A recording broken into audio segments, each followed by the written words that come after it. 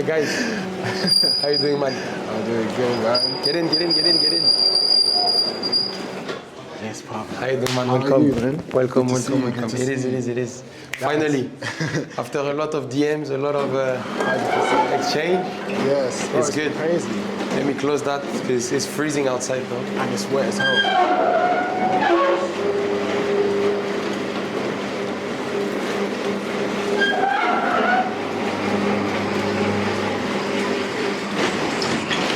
Yes. Let me just close this so we have a better.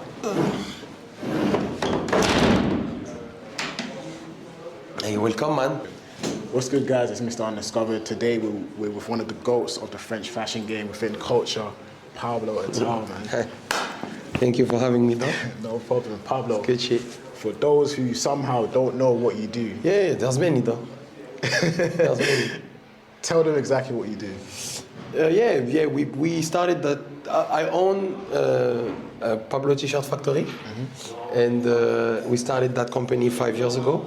And we really started as a production solution. Yep. So we are, I guess, first and foremost known because we make products for others. So you can just email us and with any production desire you want for clothing, and we provide different services in that sphere. Mostly we are very known for our printing, but we have also cut and sew, customization services, all sorts of embellishment machines, from studs to chain stitch to rhinestone to distress, like you name it. Yeah. And so 5 years ago we started that company. That's what we built, and that's what still is the stronghold of the company, what I just mentioned. And eventually we knew that we had a point of view for retail. So I'm very happy to welcome you guys in our retail space, which had I guess an ancestor in Pigalle. Maybe we'll get to that later. So that's the second branch now of the company.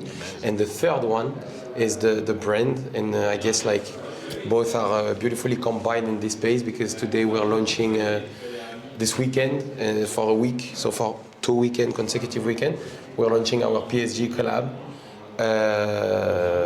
under the brand. So yeah, that's Pablo T-Shirt Factory. A factory paired with a store, I guess, and then magnified by a brand.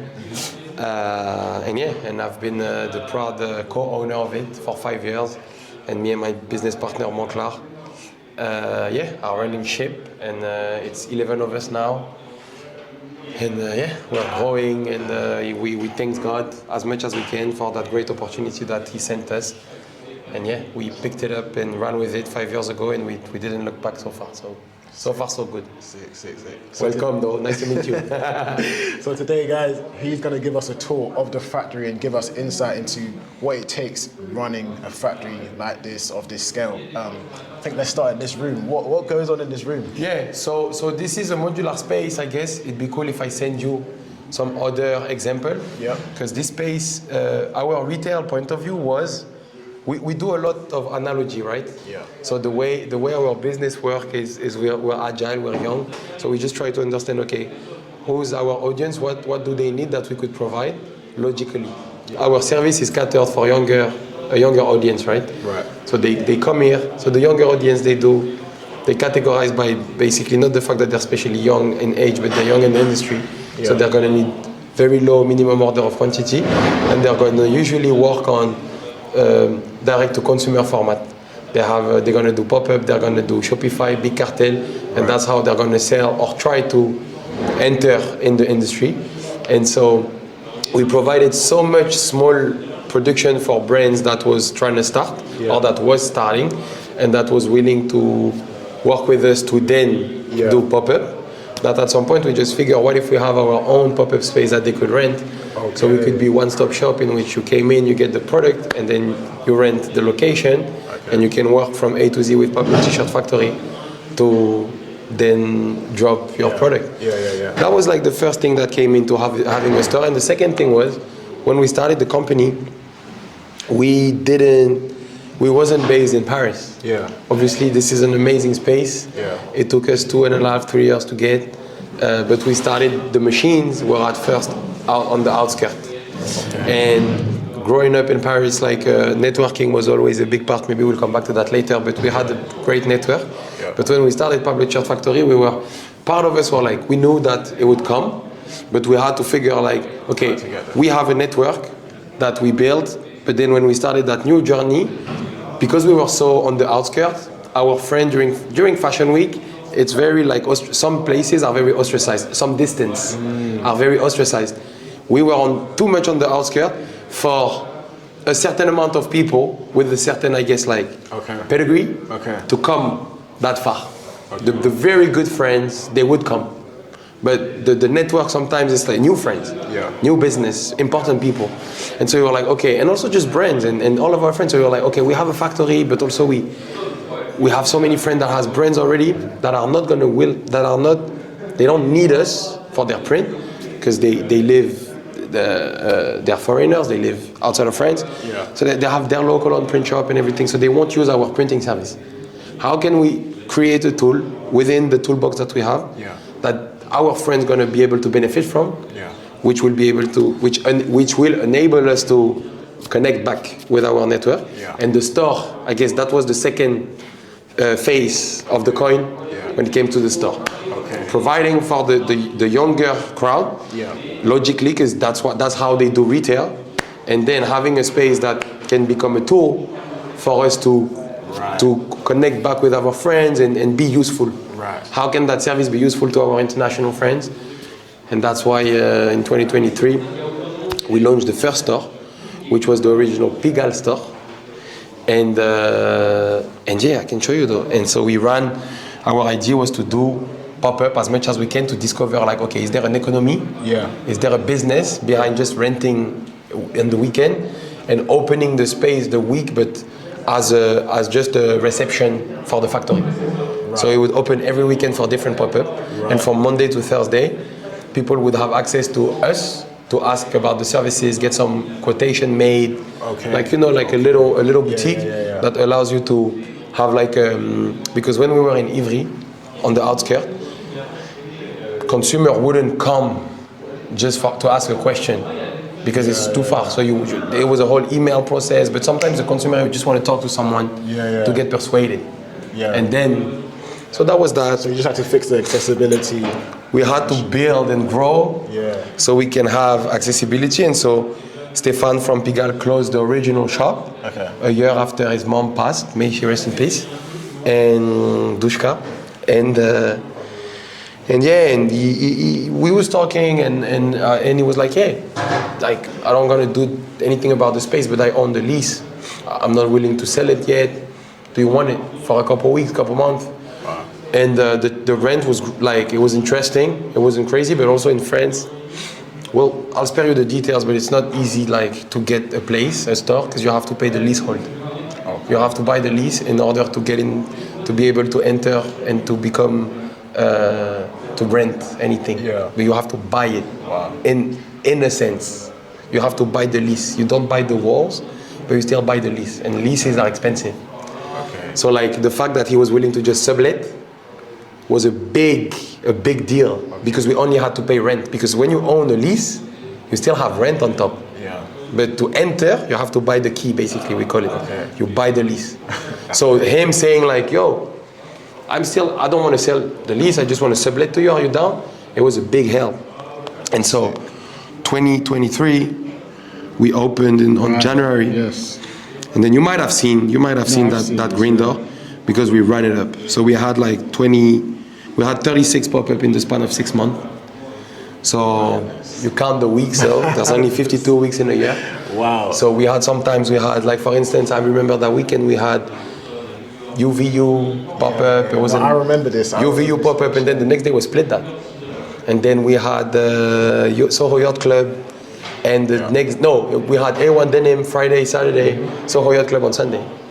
And sometimes we had back to back, Friday pop-up, Saturday pop-up, Sunday pop-up.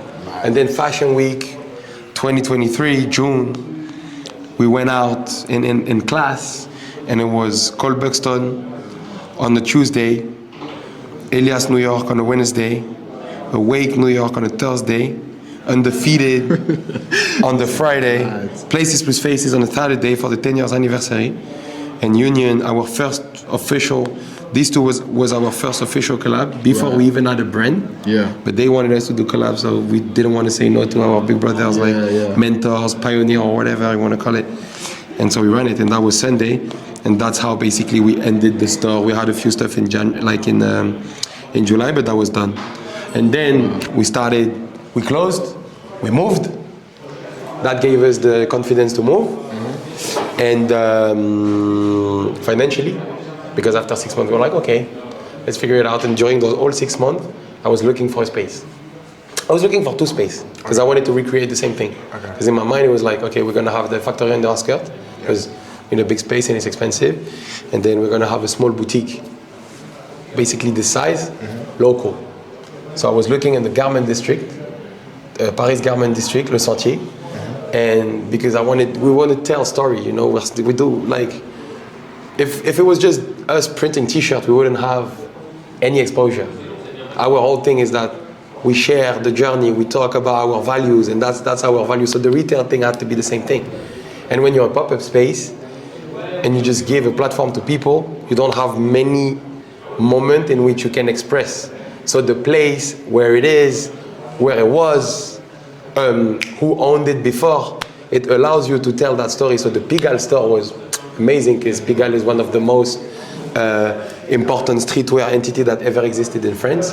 So taking over the space, we did the cross post with Stéphane. It was like a real like passing of the torch, which was amazing. Then I was like, okay, the next one, I need to double down. And so the garment district was great because the garment district is dying a little, but it exists like in the 90s, like a lot of great brands came out of it. You can most people still buy fabrics from there. Yeah. So I was like, okay, and also there's a lot of possibilities there. There's a lot of little atelier, little garment dyeing, small, but dying, but still existing. So I was like, okay, we're gonna be in the garment district, we're gonna give back life to it. Yeah. And I love the fact that because it's dying, there's every other door is to rent. Mm-hmm. So I was like, okay, if we want to expand, it's great. We're gonna start with a small one, but maybe you'll in the garment district will be able to buy next door neighbor and then the next door and then the next door. So I love that idea. And basically I just met with a guy that had this in the garment district, it's like 5 minutes away bike. Right. But he had this. Like I went to visit him and I knew he had it, but I was like, there's no way I can afford it. And there's no way he's willing to sell. Because like, hell, why would you? But he wanted. And it was the summer and he was like, yo, remember that space I had by Republic? I was like, yeah, I remember. And yeah, we visited July 20th. I was in London though.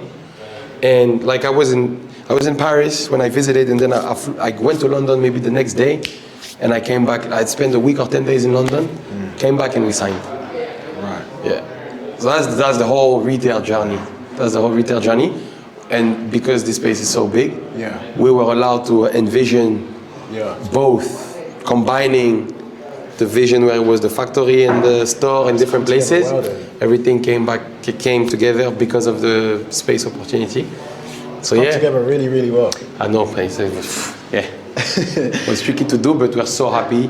And we opened in June, and in June we had the Ida Supply during Fashion Week. Shout out to Jordan. Then shout out to JV.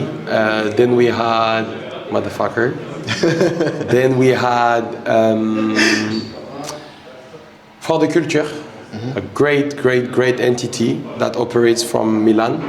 It's a magazine. The output is a magazine, and it's a magazine based on the history of the African diaspora in Italy. Very rare. We launched a T-shirt, same format. We launched a jacket and a T-shirt and a thermal with Undefeated, Awake, and Union all together on the T. I'll show you downstairs. I have it for sure. And then PDF channel, pop up. This is all here. So back again, like the back to back to back. Yeah. And then we did Andrew, Miami, the skate shop, the store, one of the best stores in Miami, the skate included. And then we had our flea market, the first version of our flea market. Yeah. So the city council gave us the street. Yeah. It's half pedestrian, but they still closed it to traffic. Okay. and we had 20 brands from all over the world. I'll send you like after that, like if you want to put it like over print on the video, like the images, we have all of that.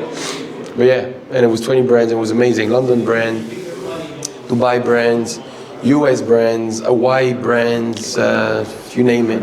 20 brands. So we are running it again. June is going to be. It was 2 days this year. It's going to be 4 days this year. But PTSF flea market is gonna. We're gonna be there. It's definitely gonna grow. Definitely gonna be there. And please.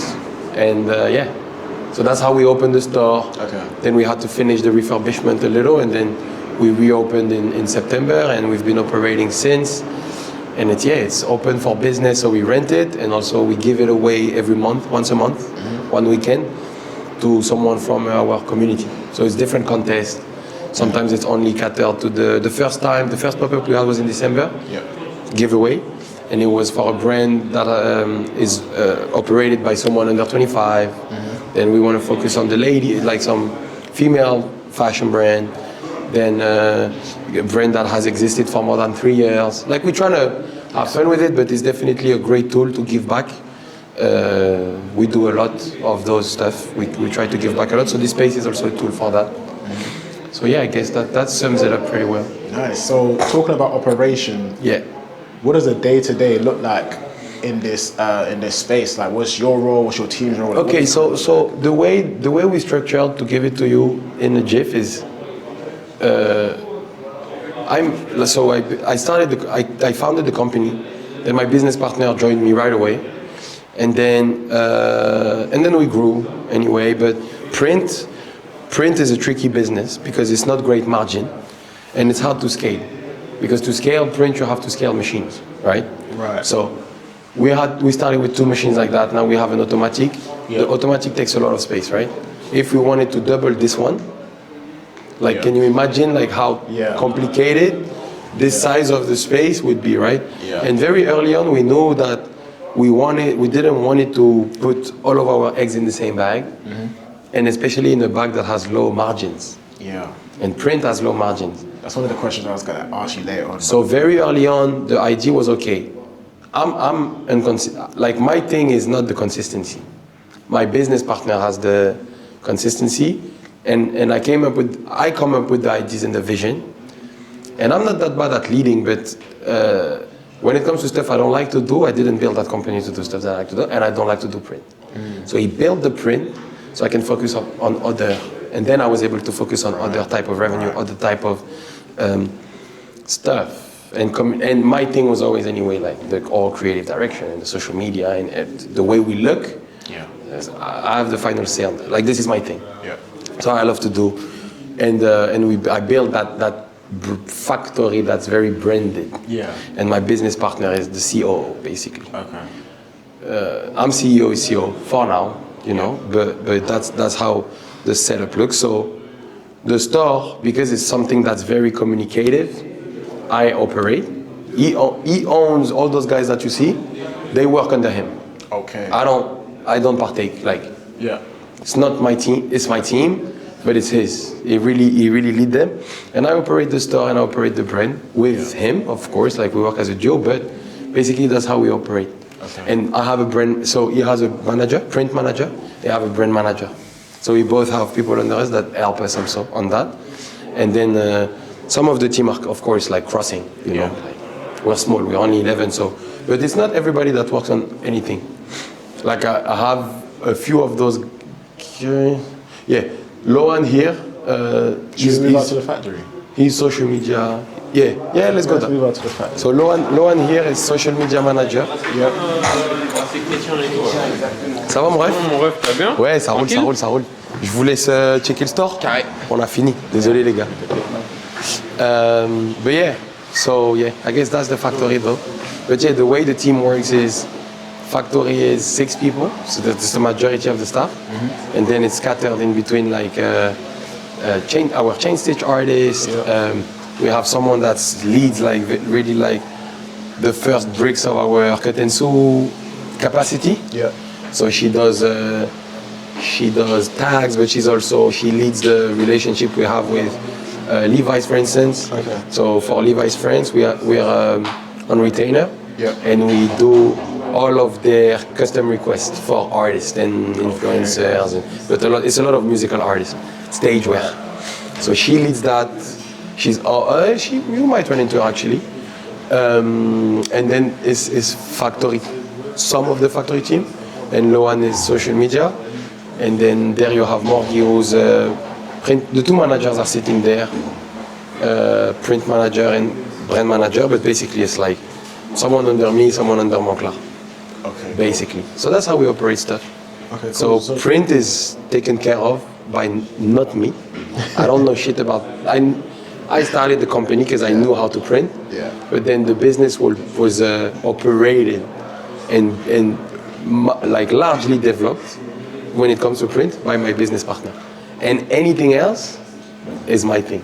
Okay, I see. In terms of the daily basis, you know. Yeah. But there's so much stuff on which we cross. Yeah. But yeah, that's how basically when it comes to those 3 branches we have now. Yeah.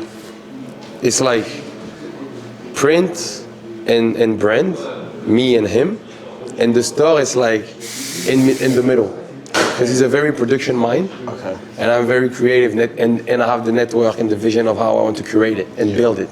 Yeah. So we cross in the middle, like, oh, should we do? And he has like he's a mastermind when it comes to like curation and da da da. So we work together on that, like who should be the next pop-up, who should we reach out, what's the goal brands that we need to like target, so they can have pop-up here to elevate the positioning of the place, da, da, da, da. Okay, I see. Stuff like this. So you touched on it lightly already. You said about scale.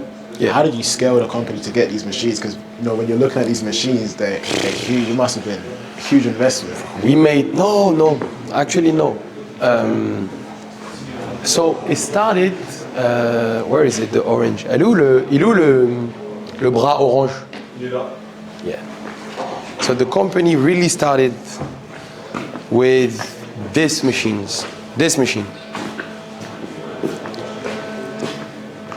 My friends, they gifted me that, let's say in 2017 maybe for my birthday.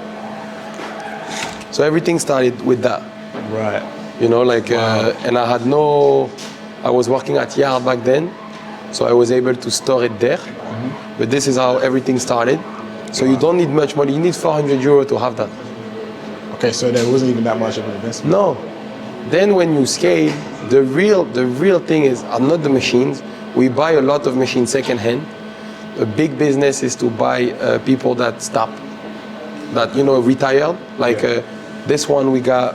Like a lot of the first round of machine we got when we moved here was from that one guy that just retired. He did great. He had 3 employees. He was making over €1 million revenue a year. His business was sports team. Okay. Only local football club. That was his business. That's it. He was 4 hours in the center of France. And we bought, we bought him like, I don't know, 100 screens, this machine, the tunnel, this oven. Yeah. Like most of it for like, I don't know, from I think it was between 9 or 15K cash. You need to have cash. When you buy secondhand, you need to have cash. But it's but it's not that expensive. What's expensive is, this is a manual machine. Everything is done by a human being. Okay. You need to be highly trained. If you want to be able to do on that machine anything professionally, yeah. This is for the bedroom. You have this in your room. Like there's some smaller ones that we have now for events. Yeah. Like 1 arm, and you just have it in your room, and it's cool. When you move on to those, it's not trickier. It's just that what's tricky in print is that you have no margin of error. Each T-shirt, because we buy the material and then we sell it. But if we fuck up a T, like the blank is fucked. Yeah. And it's already printed. Yeah. So you pay like this is, let's say, this is a Portuguese, like those gray like washed blank are Portuguese made. I don't have the exact price. Again, I'm not fully on the print anymore, but let's say we buy them €5, €6. Yeah. Each T-shirt that's missing, that have like a stain that we can't remove, it's €5 you lose. Wow. €5 you lose. And this is like this is, let's say this is 25. Il y a combien là total? There's 30 T-shirts. So imagine. Yeah. You know, it goes quick. You can buy into. And your margin, again, your margin in print is not good. It's not great. It's a time to business. Okay. You know? So that's the tricky part. So the scale is not about the machine, it's about the people. Right. Because it's still like human operated. Even this is an automatic machine. Yeah. So everything I'm gonna show you is just to explain to you the manual and the automatic, but manual is like there's nothing automated. So this have to move by hand. Tu vas print là? Non. Vas-y. But this have to move by hand. Okay. Then this have to move by hand. Then you take it, this have to move by hand. Yeah. So all of the movement are manual, right? Okay. This machine, the only movement that you still have to do is to put the T-shirt on. Right. And then it's a pedal that I show you. And anything else, all the movement that I did, turning this, taking this down, all of this is automated. So I'm guessing this is for smaller jobs, and then this one is for like bigger This jobs. is for smaller amount of, like when you don't, when this is the only thing you can afford, you start here. But we ran it up. Yeah. We ran it up. We had two. They used to be the same setup, but with two of these. And then we evolve onto this. But this comes, it's like cars, you know? Electric cars, the more electric you put, the less you're able to fix it. Okay. And the more it broke, the more maintenance there is. So this is the tricky part. There's a lot of maintenance, but like heavily well and really well supported and operated, this is the game changer. And also like, there's always pros and cons, but the quality that you can have on both is quite similar. The one thing is there's some stuff you can do here that are more crafty. There's some weird stuff that, because you pull the ink yourself.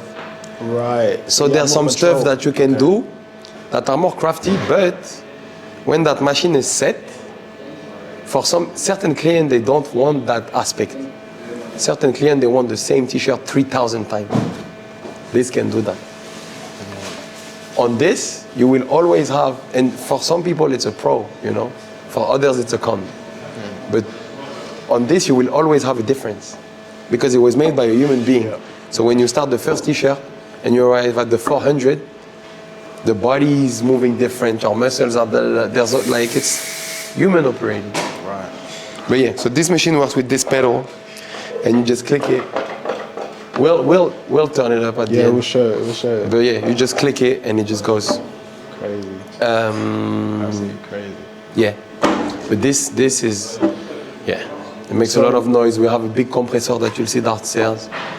It's a whole thing. So we're gonna actually go downstairs. Yeah, Next. but yeah, if you to come back to the scale thing, like to scale, you have to just keep working and start. I mean, the way we did it, I wouldn't give it as an advice because there's so many ways to do it. But the way we did it, because we are auto-financed, we didn't have any push, any money, no investors. We're still fully. Me and my business partner owns 100% of the business. It's just us two. And yeah, we just started with this, and then we partnered with an existing factory, and we just leverage our followers, explaining that existing print shop and that's what we did for a year. We are going to bring them all the customer. Okay. All the customer. That's when we was in the old setup on the outskirts. We joined the people basically that I learned screen print with and built a relationship with, and eventually I was able to. Yeah, I was able to figure out the deal where I was like, guys, I have, I think, a lot of audience that can come to your shop, and we have a different approach, like slightly different approach of how you do stuff, so maybe if we partner. And so that's how the first year we grew. We didn't have to own the machine. We managed to find resources that someone else needed that wasn't money. Yeah. That was our network and our audience, and I had only 6,000 followers then. Okay. But I managed to, put the message out, and we built. And the first year of the business, we made the first 9 months. Our first year was only 9 months. Fiscally, we made 120K, which is, which is fair. It's a fair amount. Yeah. It's a fair amount. And yeah, and like we just built from that. We built and we built and we built. And then eventually you get the opportunity, you get another machine, you move out. We tried to buy them over the second year because we were just growing at an intense pace. Yeah. And our deal was very bad. Like the margins are bad, but it was even worse with that partner because on every production we would sell, they would get a cut. Right. And that margin is already small. So we, at some point, we're like, we need to figure out how to buy you over because our business will never develop if anytime we get like €1, like every time we sell €1, we only get 20 cents, and on that 20 cents you take 10. Wow. Like it's too, because that's the reality of print. Okay. More or less though, let's say €1, you get 50 cents on the dollar, and they were taking like 25 to 30 cents on that dollar.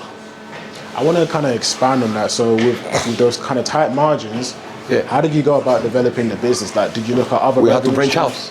Okay. We had to branch out. The first thing we did in 2021, very early on, that we understood in 5 months is we need our own blanks.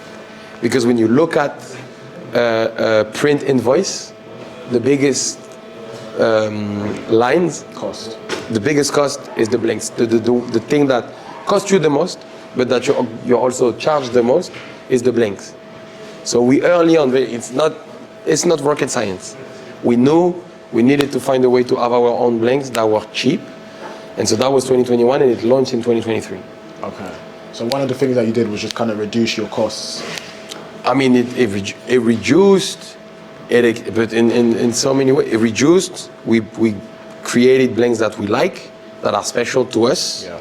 So that brought value to the company, because some people now, they come through our print services because they want our blanks. Right. So it created the whole thing. But yeah, to expand and we can't at that scale and the way we want to do it, we wouldn't have been able to grow if it wasn't for just building the brand and becoming more than a factory. Yeah. Becoming a factory that has something extra that people, because this machine, anyone can operate after like 3, 4, 5, it's like 6 months to a year. Yeah. You can become a printer on that machine. A lot of kids can learn at home. Then you get an internship. You learn how to be a printer. And this is it's a very competitive business because a lot of people, there's a lot of, not as much as in downtown LA, but there's a lot of print shop. Yeah. So we had to figure out a way, first and foremost, how are we going to be different? Mm-hmm. How are we going to be more than just a print shop? Yeah. Even if sometimes, and in a lot of occasions, we sell the exact same services as any screenshot. This is a one-color print on a blank T-shirt. Yeah. I would say anyone can do it. How do you put edge into that? How do we get the cool, faded black T-shirt from Portugal? Right. How we manage to get some blanks that others don't? How do we make our own blanks? How we create social media value where we manage to be a little different? And then once that come up, and once you have the audience, or the opportunity to have an audience, how do you try and sell to that audience, expand your service to match a need? The store, the blanks, the store, and then eventually the brand. But the brand, we don't even see it as something that the people needed. It's more of an egoistic, creative movement that after 5 years of doing this, collectively, we wanted a project that will allow us to do some stuff that we are fond of. Okay. And look at that, we're launching a PSG collab. It's all the stuff that we really wanted, like, for us. And also the silhouette, like, I'm so excited. I'll show you a bit later, but there's so many interesting things we're gonna do on the brand. And so I think it was needed also for the equilibrium, like the balance of everybody's mind, to have a project that they can be proud of, that they can feel like they belong to in the idea and the process. Like we all belong to the brand, like we all work. Like I try to have most of them involved at some point of the brand, It's a great thing. It balances everything. Okay, so you looked beyond the services and more at the branding and the marketing to kind of gain edge over competitors. Yeah, it was like, I mean, when you do, it's like, when you're a restaurant and the next door guy is a restaurant, he does burger, it's like, how can your burger be different? How can you deliver a product that's either is really way better, and that we do anything we can to be the best, but there's so many great printers. Really, in France, you know, it's a crafty country, so there's a lot of great printers. It's not the hardest job in the world. So it's like, where will we be able to differentiate? Right. How can we be different? Who we are, and how, really well. you know, how can we tell the story differently? Because we know that's the one thing the next door neighbor won't be able to do as we do. He won't be able to tell that story as we do. Yeah. Because his story is not, he doesn't, maybe they don't have the ability, I don't know, but in print and in production in general, traditionally, it's evolving because it's a social media era, but traditionally, people that have manufacturers, they are not really focused on storytelling. It's new now. So there's all those videos of the China factory, and they hire English-speaking like people, and they tell the story and but it's new. But also it's usually very impersonal. You know, Very kind of corporate. It's corporate, or it's just like it's an empty shell. We try really to have a service that's based on how we would have loved to have it when we grew up, and then just like something that's in the image of our values. How do we give back? How we do what we call internally and externally design opportunities, and you know, all of those stuff that we do that we care about, and that a lot of people that are in production don't necessarily include that in their business. But we knew that eventually, if we would invest in doing that, it would come back around. It would come back around in the business, in blessings, and in many things. It's helped a lot because it's like your reach is beyond just France. Like in the UK, the thing is, again, like, so the way it happened though is I worked in an agency for 7 years, right? Okay. Called Yard, YARD, and they hired me off high school basically. So I graduated from that. I don't have a higher education, but I graduated from that agency. I learned so much there. I did all the jobs you can imagine in the brand agency ecosystem world, like party throwing, art directing, a lot. That was my full-time contract when I signed it. It was art direction. So shoot, kid. It's a big Nike agency. So a lot of that. Anyway, I graduated from that, and I always fantasized art school, because I grew up obviously in that environment, and an agency is always budget driven. Just everything is a budget. Every project is a budget, you know. Everything is led by money, and I was fantasizing school, because at school most of stuff are grade oriented. At the end of the day, you work for grades, you work to get the degree. So this, I was fantasizing, oh my God, how great can it be to work for the sake of working to get a good grade, you know, to answer the problematic. And that applied to fine art was my dream. So I built the project. I was supposed to go back. I'm Algerian, so I wanted to go live in Algeria, studied there at the Beaux-Arts of Alger, Fine Art School of Alger. And then back then I was already the T-shirt guy for a lot of my friends. Anyway, long story short, I thought, okay, that relationship I have with the existing print shop, I'm gonna turn it. I was bringing them a lot of business through the agency already. So I was like, okay, let's turn that into a little contract. I'm gonna communicate more on that. I have an account on which I post all of my artistic print stuff, because that's how I discovered print, through the desire of me using it as an art medium, on some Andy Warhol shit, but using T-shirt instead of canvas. And then I announced the video. I did a video to announce it while I was thinking, oh, I'm gonna do a little video, email, redirection. So people are gonna send the email, some mails to I need a T-shirt at PabloT-ShirtFactory.com, and it will bounce to the actual email of the factory, the existing print shop. And then they will handle it. I'll communicate, bring more business, So you was cash like, out, man. cash out a little percentage. I thought I was so clever, so clever. I thought I got it all figured. And then on January 25th, 2021, 2 days ago, like day by day, I posted that video, and with my 5,000 followers, it went in my community a little viral at a small scale, but all of my friends reposted.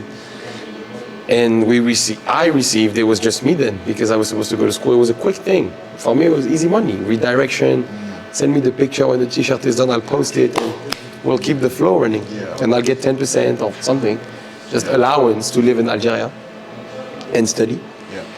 And we received like 400 emails in the first, like, let's say 70, like I posted on the Monday, I think. By the end of the week, I had 400 emails. Quotation requests, like clear, like maybe like 100K or 150K of requests. Most of them we maybe never answered. We were in no capacity then to answer that. So it took us like 6 months. So we announced in January and we got the company in like September, end of September. 3 days during that week, my right hand at the agency, my best friend Monclar was like, hey, I know you. I know this is not what you wanted to do. But I see it in your eyes, I'm down. If you want to do it, I'll help you do it. And that's what convinced me, because I wouldn't have done it in London. Right. So why? Because it was in the plan. And also, I think there's some stuff I knew it would be not better, just made to do within the company. That are stuff that I don't want to do. Okay. And I'm very bad. This is one thing, like, I'm not really good at the stuff I don't like to do. Okay. You know? I'm a lazy, bro, I'm lazy. I'm so lazy. I don't know how you can call yourself lazy and you got all of this though, you know? But even when I came around the other day, it's like, you were still doing your thing, you know? No, of course, but that's, I think laziness lies into that. You know, like, I was always handing my papers last minute. And maybe you know my friend Tom Ducarouche, the designer? So there's a set designer, it's very, very popular. We met in middle school. And he always and like homework was done the day it was given. Okay. You know? Wow. And so that's to me, it's like, I'm not saying I work a lot, but I come from a lazy, if you ask me, I come from that other side of the conversation. In the approach of how I do stuff, I enjoy, and I'm so good at doing what I like to do whenever I want to do it. Someone that's, and that's laziness. Someone that's a very hard worker, he will, and same thing, I will tell you this. Tom, shout to Tom, he's the best. He studied at CSM. That's how my London network started to very develop when my best friend went to CSM. Because I was going there to see him all the time. Right. 2019, 2020. He always does the hardest task first. And you're the opposite? What you mean, though? Anything that's hard to do, I'm gonna push back. Anything that I don't want to do, I'm gonna push it back. But I know it. At least, I'm aware. I don't call myself the hardest worker. That's good. It's good to have the awareness regardless. You have to be the hardest, the harshest, how do you say, not hater, but observer of yourself, you know, the harshest. No one can tell me anything about my work negatively that I haven't thought of. You know? I'm never satisfied. In a good way, in a positive way, just like pushing the boundaries. So I think you have to be, how do you say, harshest, and it's not commentator, but like judge. Judge.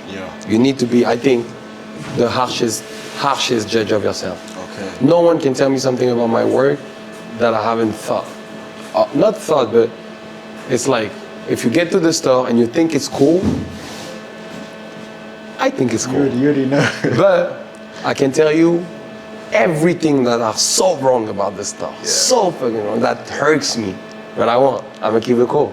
Same with everything. Oh, the factory is so big and so cool. Yeah, but it's that shouldn't be here. That shouldn't be here. Same with every project. Everything that comes out. You know? Harsh. I get you. Pushing the boundaries of stuff, because we can always elevate. Only God is perfect. That's good. We kind of get closer to God and try and touch like not even touch it, but get closer to perfection.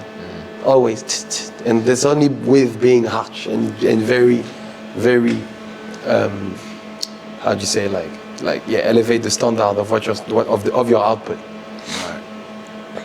Yeah. I say we go downstairs now. Yeah, let's go down. Yeah. So yeah, we've like came down like a long period of refurbishment. So most of what you see, like all of this is custom made. All of those stuff, the metal shelves, all of it custom made. The store custom made, repaint. We still have like a few rounds of paint, but yeah, all of this is custom made. So this used to be where we do the screens, and this is gonna become hopefully very soon a photo backdrop. Yeah. Little photo studio. It's what's missing really now in all the different machines that we have in tools. Getting a jacket signed by Marquinhos. Okay. So Wow. this Saturday we're doing a FIFA tournament. The winner gets the jacket signed. Wow. Yeah. You gotta send us clips from that. I know though. I wanted to show you. Yeah, talk to us about what goes on here. So what I just showed you was half of the space. This is the other half. So it's 250 square meter and 250 square meter. Yeah. Total is, I don't know, in square feet, it's like 5,300. So yeah, so this is the mess, the rest of the mess. Obviously, like, as you can see, there's still a lot of construction work stuff because there's still a few details, and also like a lot of what happened upstairs forced us to move, part of the mess downstairs so they can keep going. But the main upgrade of downstairs is that we have now a water room. What's great about it is that it's fully functional, and everything's noisy is better downstairs. So people can have like a bit of peace of mind upstairs. And we finally have a shower though. It's great. Shower and toilet, the second toilet, because we have more women now within the company. So it's great that we can have, 2 toilets. And then it's just the rest of the mess. This is the compressor for the machine. Okay. So if they turn it up, you might be able to hear it. It's like a big mess. And then what will I show you? I'll show you. Let me show you some products.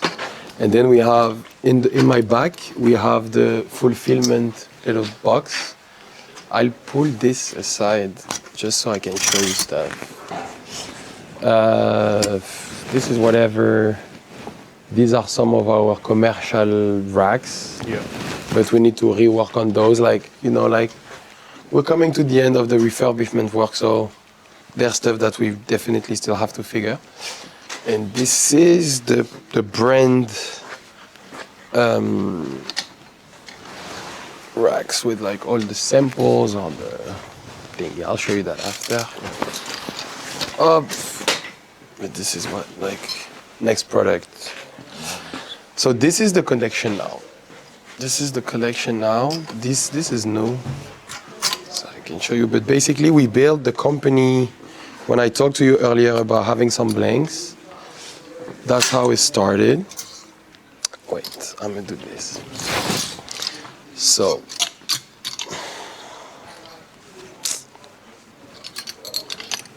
Oh, fuck. So this is new. So I won't get to it now, but that's how it started. White T-shirt, black T-shirt. Nope. So these are some of the original blacks that you had? Yeah, this is our blank collection, but these are new, so I'll get to them later. These are the baby T. These are the new ones. So with new tags. Yeah. Everything with the little P. I'll explain to you the relationship that we have with those guys because it's very important. It's a very interesting company that I saw that help us. The new deal. The deal is crazy. They just got acquired for €1 billion. No one talks about it because it's a business that don't interest a lot of people. Right. But when Jacquemus was just valued at 1 billion, everybody talked about it. That company cashed out $1 billion, and a lot of people don't talk about it. Anyway, this is my cocaine what built that company. and then this is my oil, my petrol. So the black and the white was the first product that we did with our partner Sols, alongside crew neck, black and gray. Oh, nope. Yeah, crew neck, black and gray, and pants and hoodie. Yeah. So we met them in 2021, very early on. We had the same lawyers, so our lawyers were like, "Oh, you guys are starting this new company. It's funny. Do you guys know about Sols?" And you're like, "What the fuck?" Like, yeah, it's the leading company in blank making in France, second in Europe. They sell 80 million product a year. Wow. Yeah. So it's like it was a big deal. They trusted us right away. We got to work, designed this first collection. So the pants, we had a point of view, like obviously, but they trusted us with a great contract that allows us to give life to the product that we felt like were needed in our market.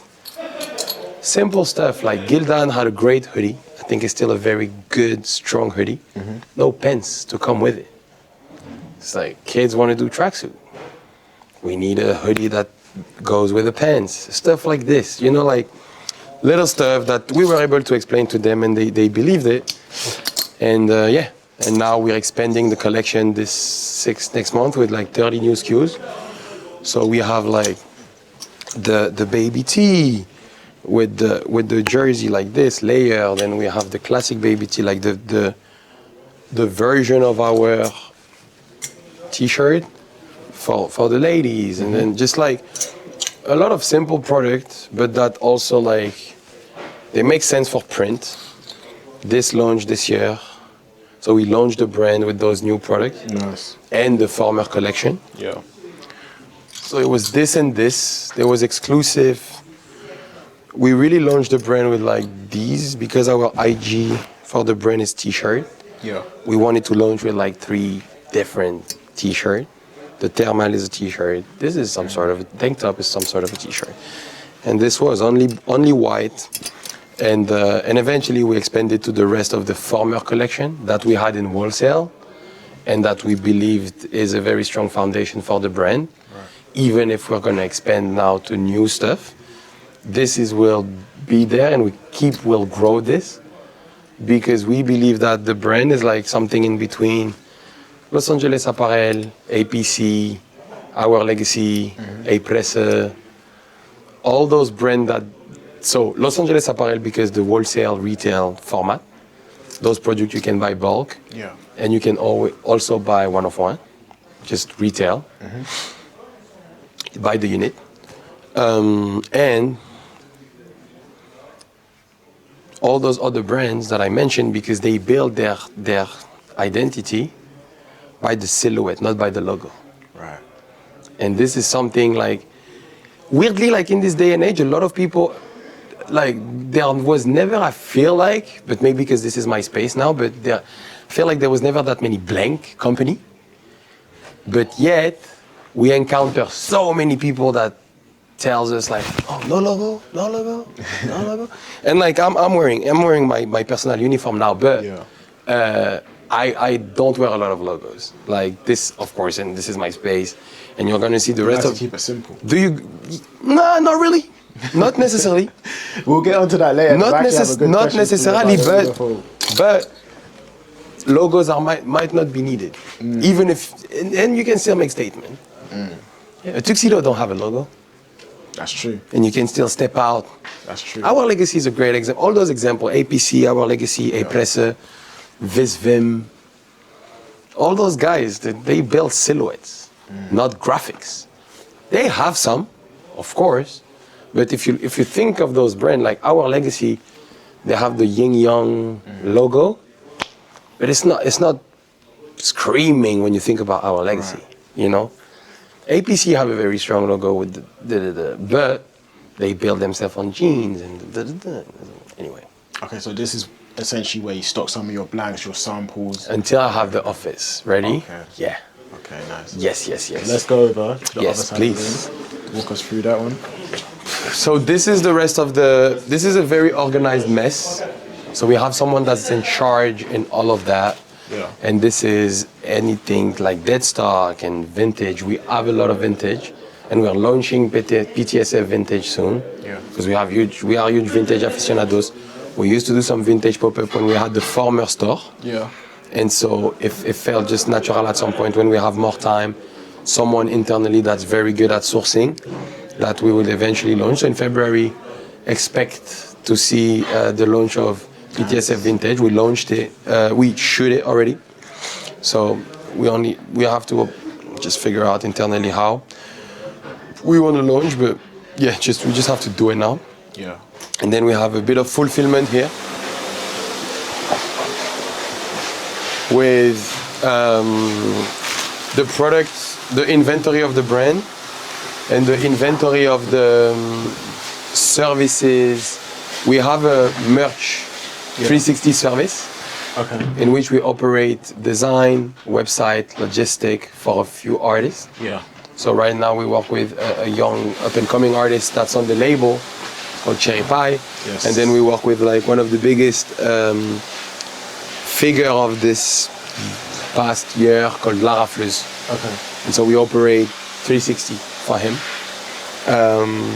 So yeah, design, production. And that's for the merch side of like artist merch. Artist merch, yeah. Nice. So this is the inventory for that. This is some of the inventory for that. Like you see, like Cherry Pie just launched his album, his first project, EP, in November. And so we built this website, operated, designed for and with him, and operate the Shopify and the shipping. So this is that, like part of it, and the rest of it is And is the this inventory of the website. Is this side of the business? Are you mainly for French artists, or are you looking global? Side? These, again, like, so I told you earlier, like print can be very competitive. And I told you about that guy that did, like, we bought some machine from him when he retired, and he was telling us, like, oh guys, are you doing club sports? Like, you need to, like, go to your local club, da da da. There's different niche of customer in print. Music is the biggest one. And so it's hence is the most competitive. Right. So we weren't eager to enter that space because we don't want to be the cheapest. We don't want to compete with On price. people that sell print one color for 60 cents. Because it comes down to this. Like those t-shirts that you saw upstairs that we were doing, 30 unit. If I have to come down 60 cents for 30 unit, like I made 18 euro.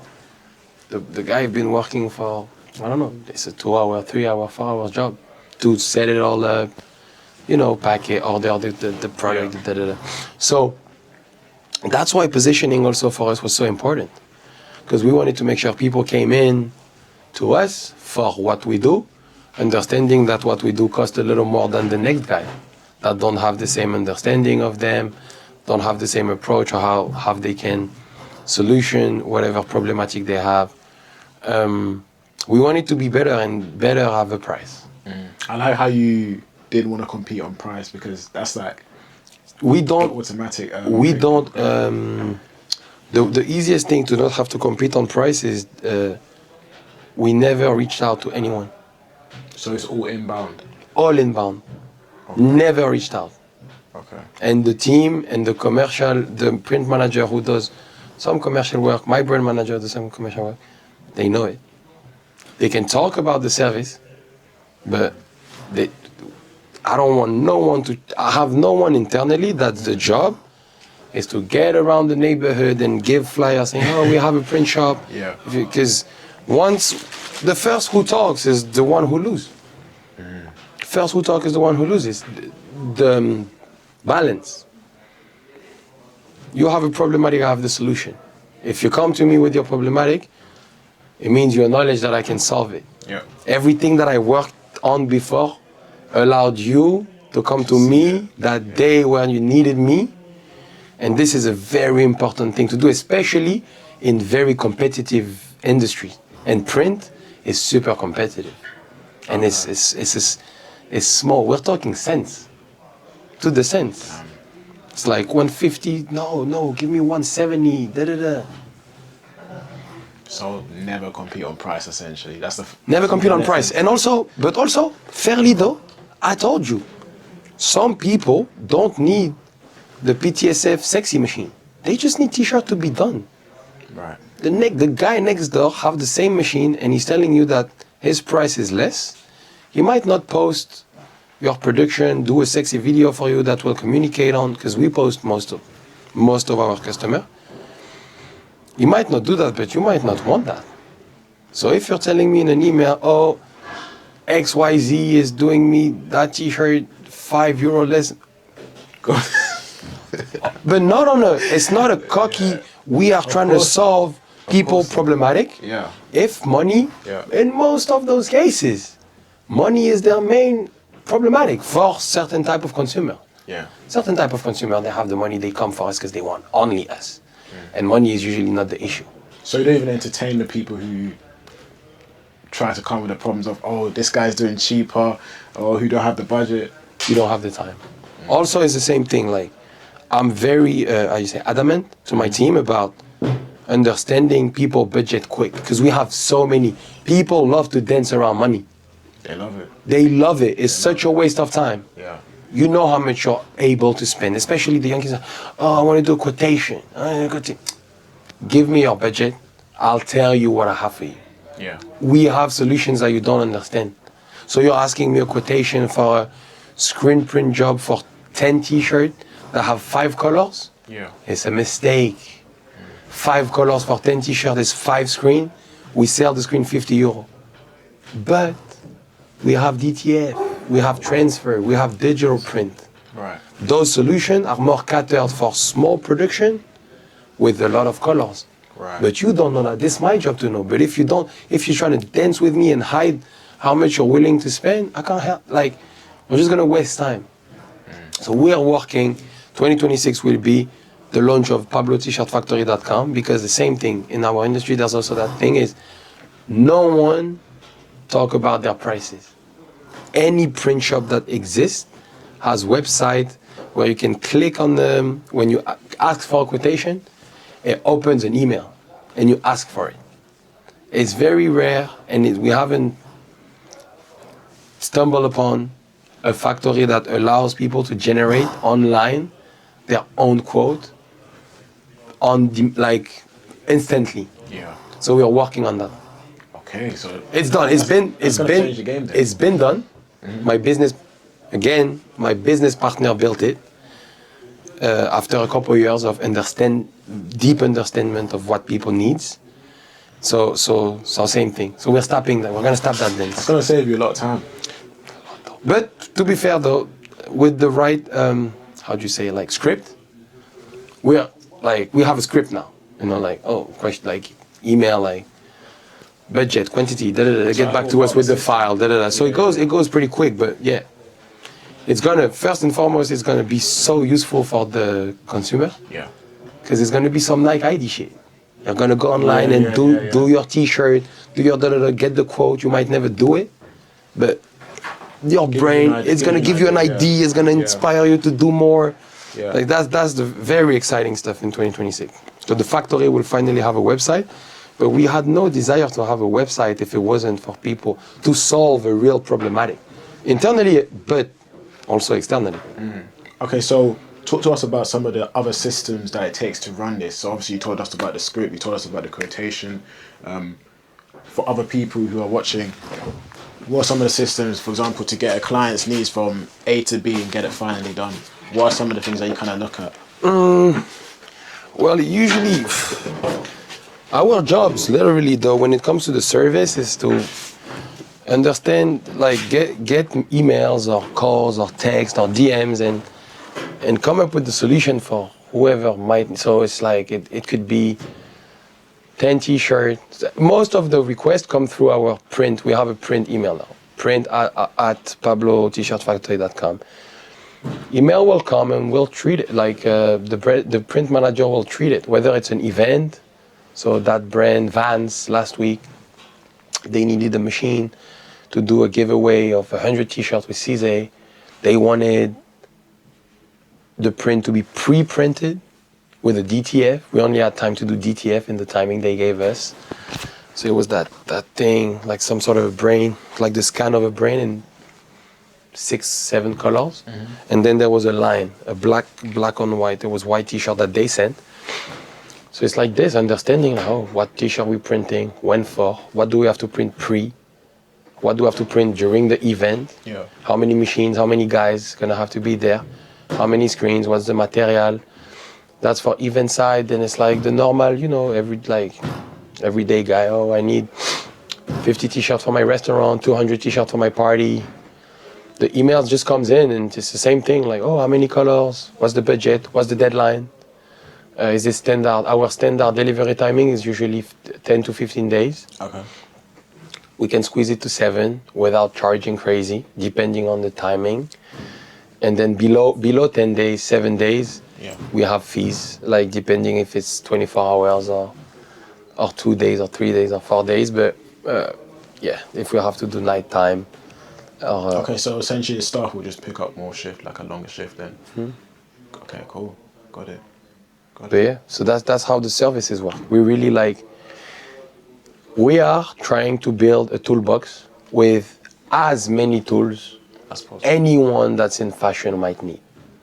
Right. So that also adds to how you scale the company by just adding more. So adding more. Being 360. Adding more. I don't know if you've came to the Timberland event. Yeah. That machine cost a couple bands, couple bands, but that was a great investment. Yeah. Now we work a lot with Timberland, with so many great brands. Before that, we didn't have jobs with Timberland, but they have a 6-inch. It works. The laser works amazingly on Nubuck. There you go. Okay. A new machine, a new possibilities for different customer. So so the toolbox has to expand, definitely. Yeah. So just being as 360 as possible and providing every single solution that. In a very specific, yes, but with minding, keeping at focus that we are a clothing manufacturer.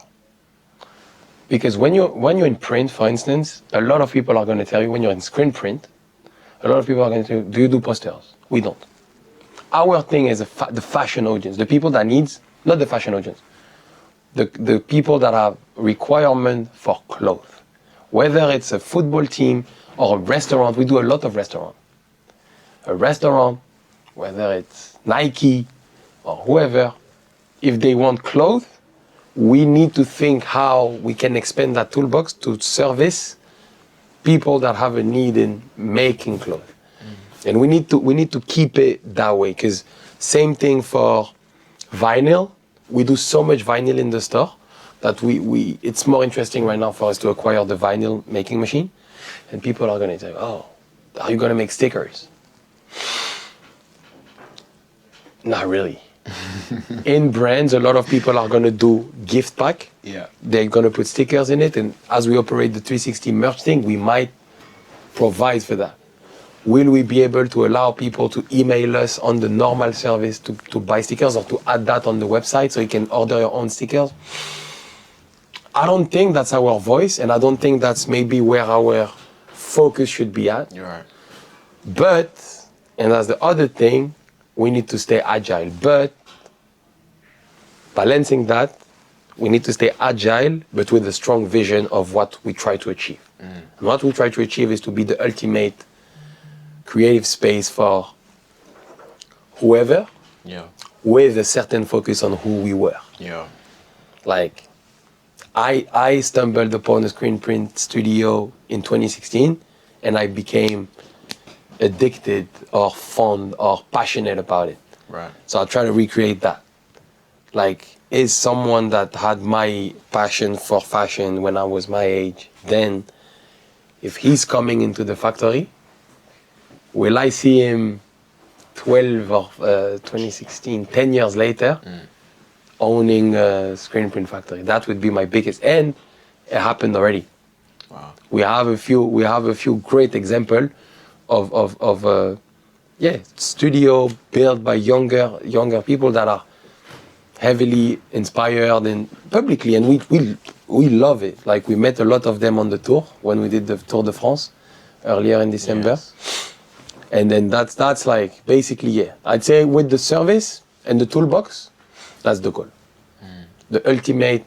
And mind you, like, we've done so much stuff with ASAP Rocky. He never seen the factory yet. He might pass by. I want someone that as passionate as fashion as him to come in here and see a playground. As much as, because there are so many machines here that even 10 years in, I'm still like geeked out about, like, oh, that's so sick. Let's do a little build. I'm do the little print and for myself and da. It's tricky to nurture, but that's very important. Right. Okay, cool. I say we go back up. Yeah. Go back to the office. A lot of, what did I talk to you about earlier? I talked to you about. You said you wanted to show us something. Yeah. This was the T-shirt we did. This was the original store, the one we launched in June. Yeah. It's like the original store with the logos of the pioneers. That's what I wanted to show you though. But I mean, I don't know. I feel like my archive is it's a whole another video though. Wow, we've got a lot of archive pieces here. Yeah. It's a lot though. It's a lot. And then here is a funny thing, like our friend, basically, I mean, PTSF and I guess myself, we are very anchored in our peer community. And we have a very big mission of trying to work together, try and create synergies in between designers that are on the same journey as we are. Right. And our friend Pierre Bassin, shout out Pierre, man. Big shout out Pierre, came back from Montreal as we moved in 2023. And Tom Ducarouge had the office upstairs. He was sharing an office with us in this space when we moved in. And Pierre came in, I was like, yo, so you're back. Obviously, we've grown. We have a lot of stuff we need to be able to give you access to. And he was like, bro, like, that's great. Of course, I need a space.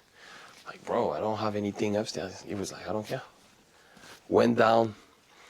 It was all the way opposite to this first. And then for the construction, we just reorganized everything. But then he was like, yeah, I'll take this. Wow. I was like, what? He said, yeah, brick by brick. I'm surrounded by bricks. You know, his whole ethos. Right. So he was happy he was happy to be here, and he's been with us for 2 years, and that's little PR space, but it's very important, and it's part of who we are. Like, we are a platform, so it's a different level, of course, of providing. Right. He pays the rent, but still, like, it's something that we're very proud of, to have him here and to grow together. And to have, to also benefit from each other, because there's a lot of people that he brings here. He has a lot of exposure though, so there's a lot of people he brings here that also benefits to us, right. And vice versa. And yeah, man, so I had to show you this though. I had to show you PR space. Sure. Definitely wanted to visit this space. Very consistent guy, very super consistent guy. Oh. And Tom did that. Absolutely insane. You see the T? Yeah. That's Tom. Okay. Yeah. I see. He's one of the craziest hangers ever. I saw this online and I was like, whoa. Tom is great though. He's really good. Then with Tom combining with Pierre Mind was something special to see. Yeah.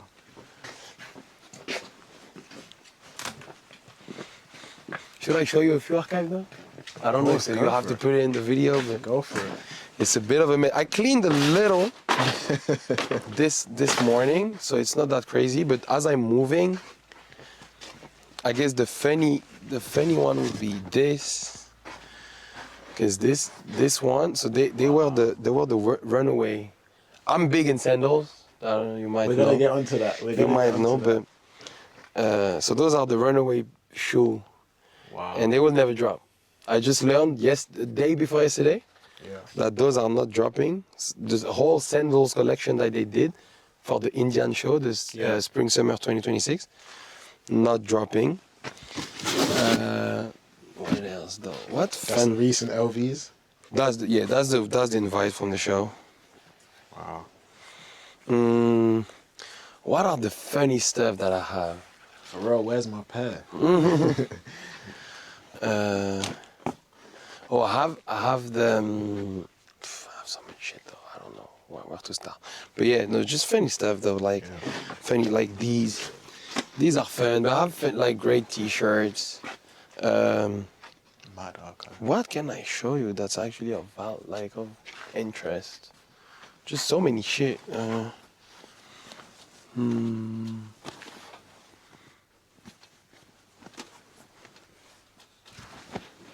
Spider sample. Just some like chain stitch spider sample. Wow. Made from, it was originally a sample that my friend AJ gave me, who creatively started Spider. So that was printed. There was a print below the chain stitch. Or wasn't it? No, there wasn't. I had a chain stitch. It was only this. And so I made the jeans.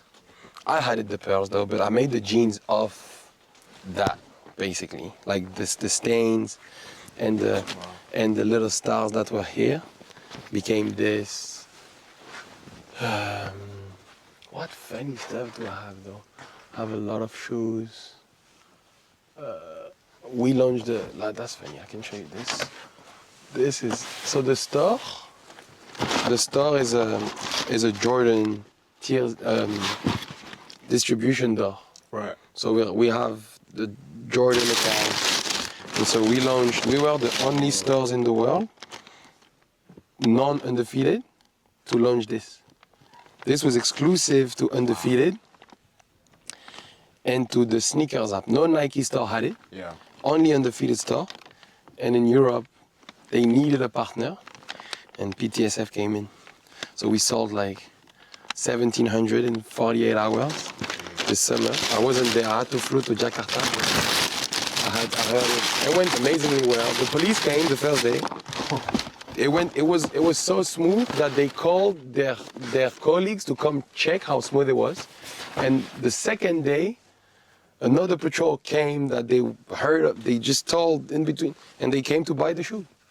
Wow. Yeah, and in the recap we have police holding the shoe. Wow. I have a bunch of these. I'm sure you know. Oh, the funny thing is I got in the former factory. These got like the Paris one. Yeah. I think it got stolen. Or Really? the New York one maybe. Oh no, it's That's okay. great, man. I got my Paris one. Let's see this. Yeah, there's just a bunch of that. Which one is your favorite collab? From, My favorite collab? Yeah. I have a few. From the Clint Nike one. This one, the Paris one, is special because Yeah. we were involved in doing the Paris moment, the chaos moment. Okay. So it's a souvenir that will keep for a long time for sure. So yeah, definitely the Paris one. This is a very special shoe too. Some Londoners might know about it. These are the Basement Dunk. Oh shit. Yeah, 500 pair made. Crazy. We drove from Paris 2017 that summer. Wow. And yeah, we drove to get it. But then also like honestly, like these are my favorite Nike ever made. The second pair of socks. The first one I guess like are like unicorns, you can't really have them. But I love those. I have the new ones, but when they sent me the new ones, I took those out of my storage because I was like, they're cool, but actually they really like hitching my desire to wear the first one.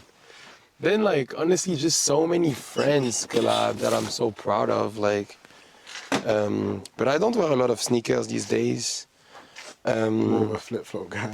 I wear flip-flop. I wear a lot of boots. Yeah. Like, I love boots. Chipewas, Our Legacy. Those are Chipewas too. Yeah. Like, I love boots. These I love though. I have a few. Do you know those? Ender Scheme? No clue. No? It's a Japanese repro company that does sneakers. Absolutely crazy. Wait.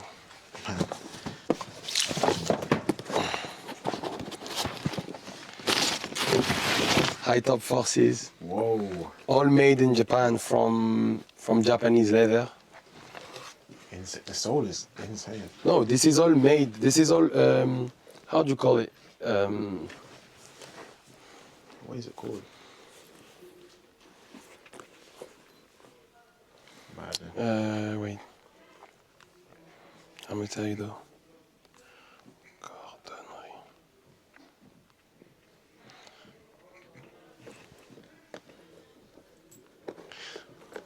it's all like basically made by classical, traditional shoemaking. Okay. So the sole is full leather with it's like mostly leather with, you see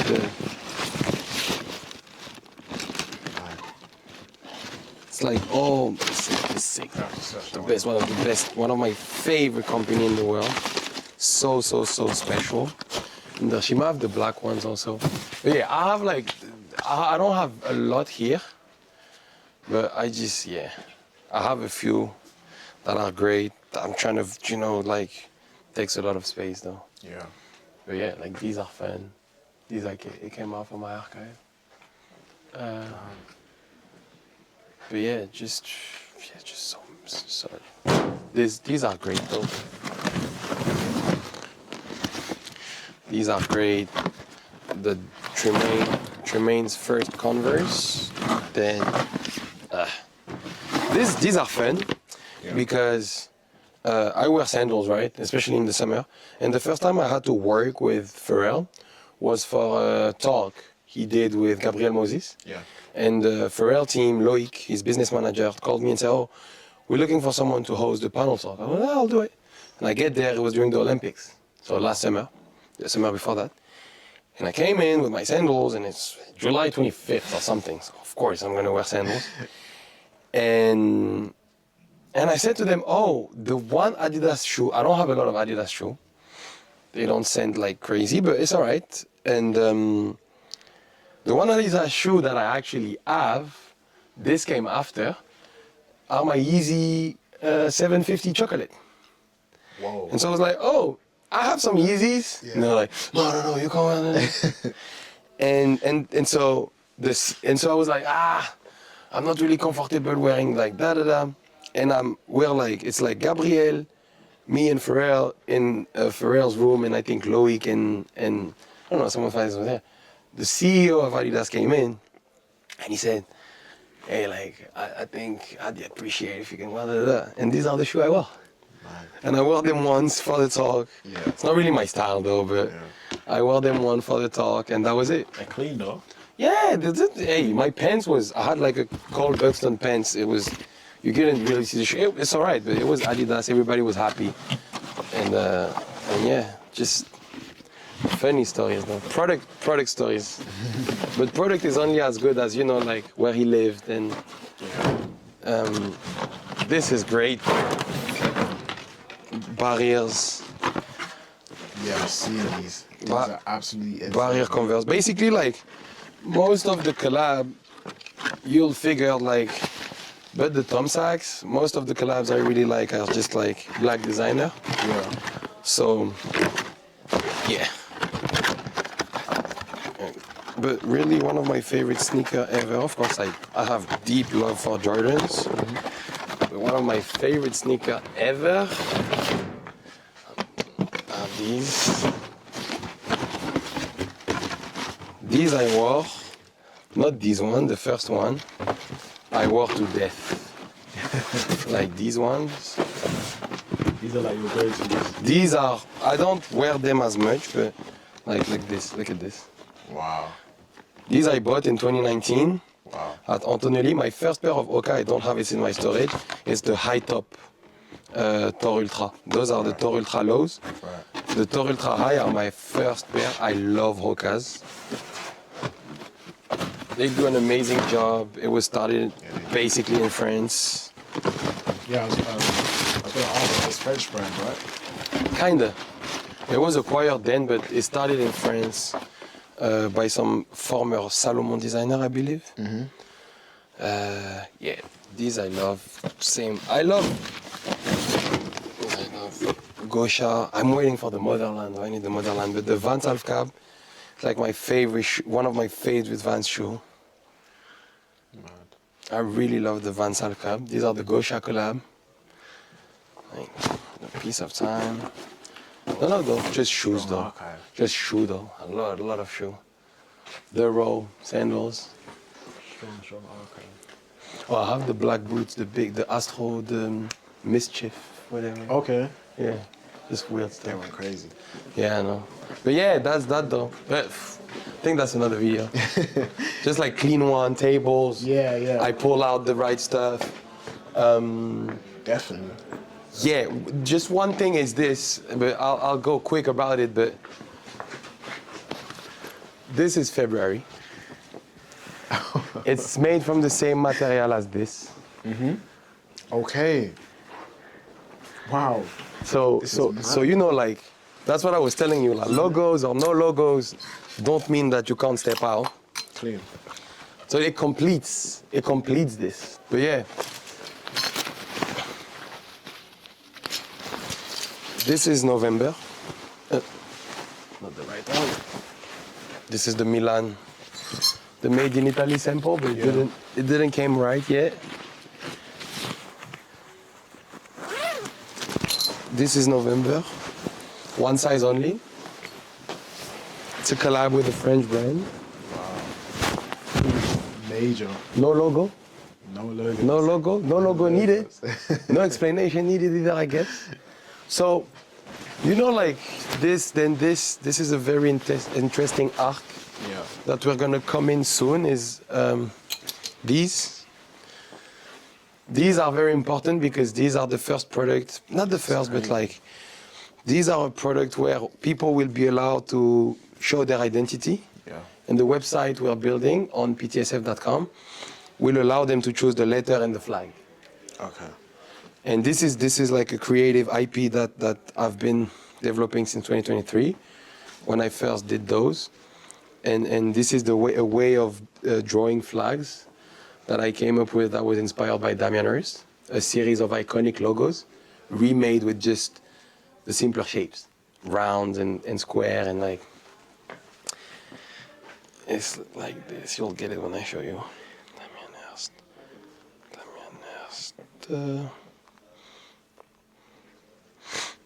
Okay.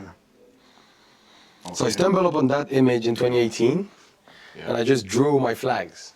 Nice. Algeria and Congo. Nice. And I had that sitting until 2023. And then I did the shorts with the our chain stitch artist, Saler. So I want to do shorts. And I posted it. People loved it. I did 12 orders just for some friends. The IG, the first people that were willing to send me 250 euro on IG, they got the shorts. Custom made. We did all of them custom logos and with their letters and their flags. Right. And nice, and I was waiting for us, as you've seen on the racks, we don't have shorts yet. Yeah. So it's coming in May. So in May we're gonna launch the shorts for the first time. Oh. But then that arc gonna go it's gonna go a long way. Like the way of using those flags to tell stories won't be only about identity, it can also be about journey.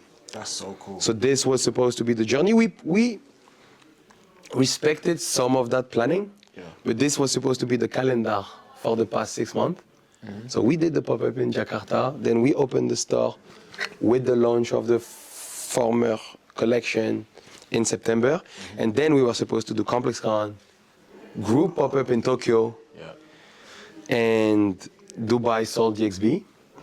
And we ended up going to Lagos Dirty December, and we launched a collab T-shirt with Ambush.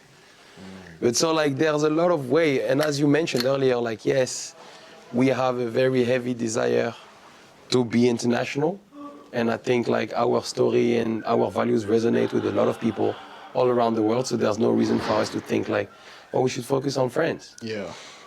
And this I is like how all the flags look imperfect. Like it really adds to just adds to the character. You know? I know, I love it. It's that. one of my favorite. It's one of my favorite things. This is so dope. This is actually so dope.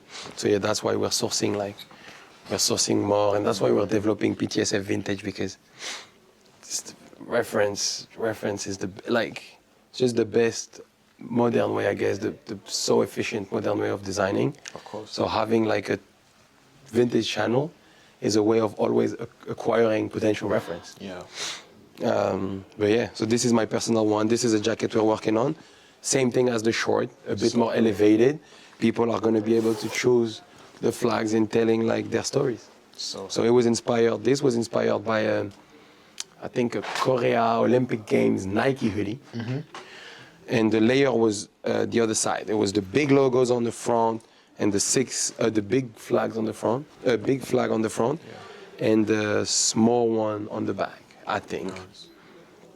And yeah, so all of those are. This is the first one I made. I made it last year in April, and so all the dates are dates that I chose. They're not necessarily. They're telling a different story. So it's all about storytelling and values, and however you wanna, whichever country you put, whatever story you wanna say. So it's like, this is I'm Congolese and Algerian. Yeah. I was born in France in '98, and so that's the independence here from that's the end of colonization and the first republic. Like when the Republic was declared. That's the year my grandparents came from Algeria, on my Algerian side. That's the first time I went to the UK, like to London with the friends, and when the journey with the UK started. That's when the French protectorate on the US ended, you know? Because US was, for a while though, a big part of it, Louisiana, St. Louis, all of that is because of Louis Louis XVI, like, all those, like Louisiana is named after a French king. Okay. Yeah, King Crazy, Louis. Putting us on. And then the first time I went to Senegal, my business partner is Senegalese. It's a very important, like it's a very special place for me. And we have, like Africa is just a very important thing. Like we might, we don't might. We're definitely looking at expanding, growing elsewhere. And the UK are at the top of the list because, you know, like our community is strong there. Yeah. And Africa comes up second, though. Like, and Senegal comes up top of that list of African city we would eventually move to. Yeah.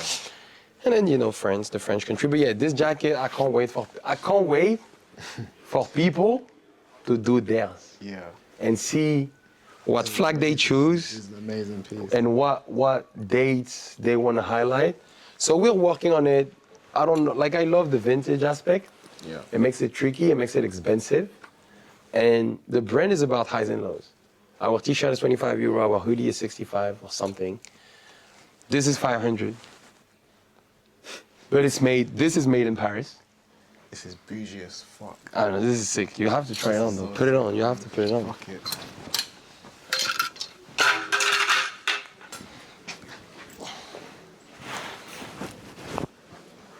Okay. Mad.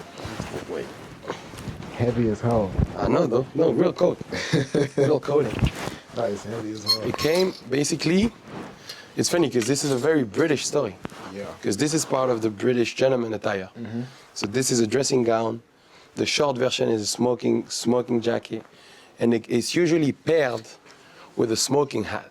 So this is a smoking hat. Mm-hmm. So this one is the first I bought by Savile Row in around Mayfair. I had an obsession around this. I knew there was a coat that looked like a robe, but that was a coat. Yeah. And that's how this came about. And so it was a journey of me acquiring this one, then making another version that was a coat version, because this is linen. This was already very expensive. I couldn't really afford it. It took me like 2 years to afford it, this one. But this one is 2 PJs, right? Yeah. So I needed to make sure like I build one that's like have the final vision. So I had this one made by Clothes Surgeon on Savile Row from 1920 linen that I sourced here in Paris. So I traveled with one suitcase that was just filled with that 19 linen military tent that's super wide. Yeah. So I'm going to do some more special stuff with Clothes Surgeon with that. Shout out to. This was the first coat we made, and then from that, my vision was always to say, like, okay, how can we elevate our tracksuit silhouette? Because this is sweatsuit, trackies, you know, gray set, and I feel like we did it. So that's how we look when you wear the black crew neck with the robe. This feels really good. The feel is amazing. Bro. The collar, amazing. I think the collar could be a little wider. Yeah. But you can also actually wear it just like this. Yeah. And the collar not tied. Insane. I know. I love. Insane. For me, it's like there's It almost feels like a trench coat. It almost feels like a trench coat. It is. It's, I I thought it mean, was meant to be like a robe I want it to be a mix, like, between a trench coat and a robe. in between the trench. So this one, I guess, is the final, most perfected version. Because this is fleece, it's taking the coat back to its relaxed aspect. Yeah. But the way that we double the layer, make it as wearable and as protective as a coat. Because this is super hot. I wish you guys could feel this. This is like mad heavy, just especially when you're used to wearing robes. But I'm all about long coat because they make me feel powerful.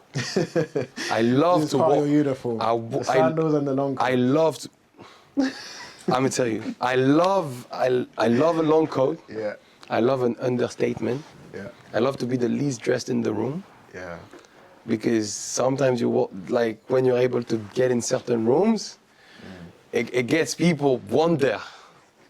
Is this guy is the richest guy in the room with sandals? How is he in sandals with a tracksuit? And you know that feeling? Yeah. I love me a good understatement. And also, when everybody like are overstating in fashion, it's like at some point when I got over like the whole Nike collab sneakers thing, that bubble, when that bubble exploded, everybody had and you walk, and Fashion Week is the funny thing because you're only in rooms with people that have all the most exclusive shit in the world, right? And where everybody does have the most exclusive shit in the world, the guy that stands out is the guy that has the one thing that everybody can have. Yeah. And I love that idea. I love access. I love like, last time I was in London, I went to, what's the name of that thing? Sports Direct, and I bought their name brand. What is the name brand? The thing with the little slinging there. Slazenger.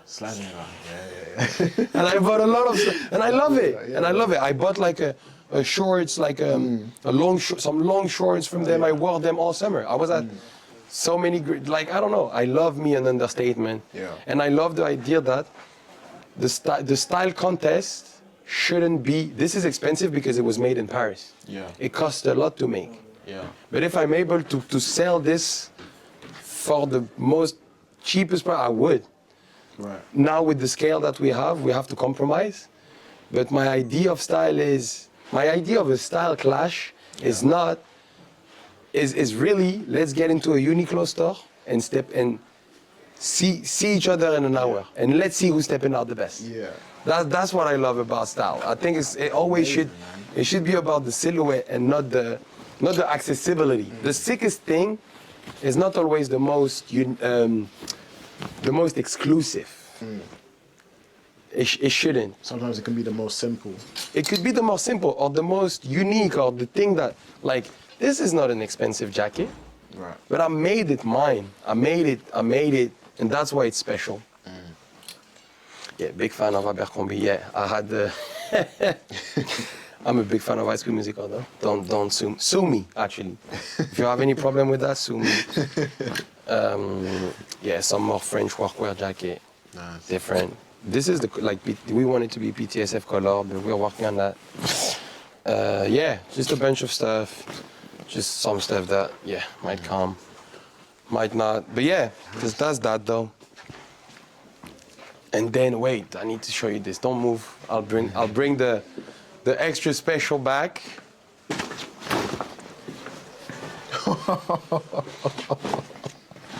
These are the. We can't use the name, but this if we wasn't that close to Nike, that would be the RP though. Nice.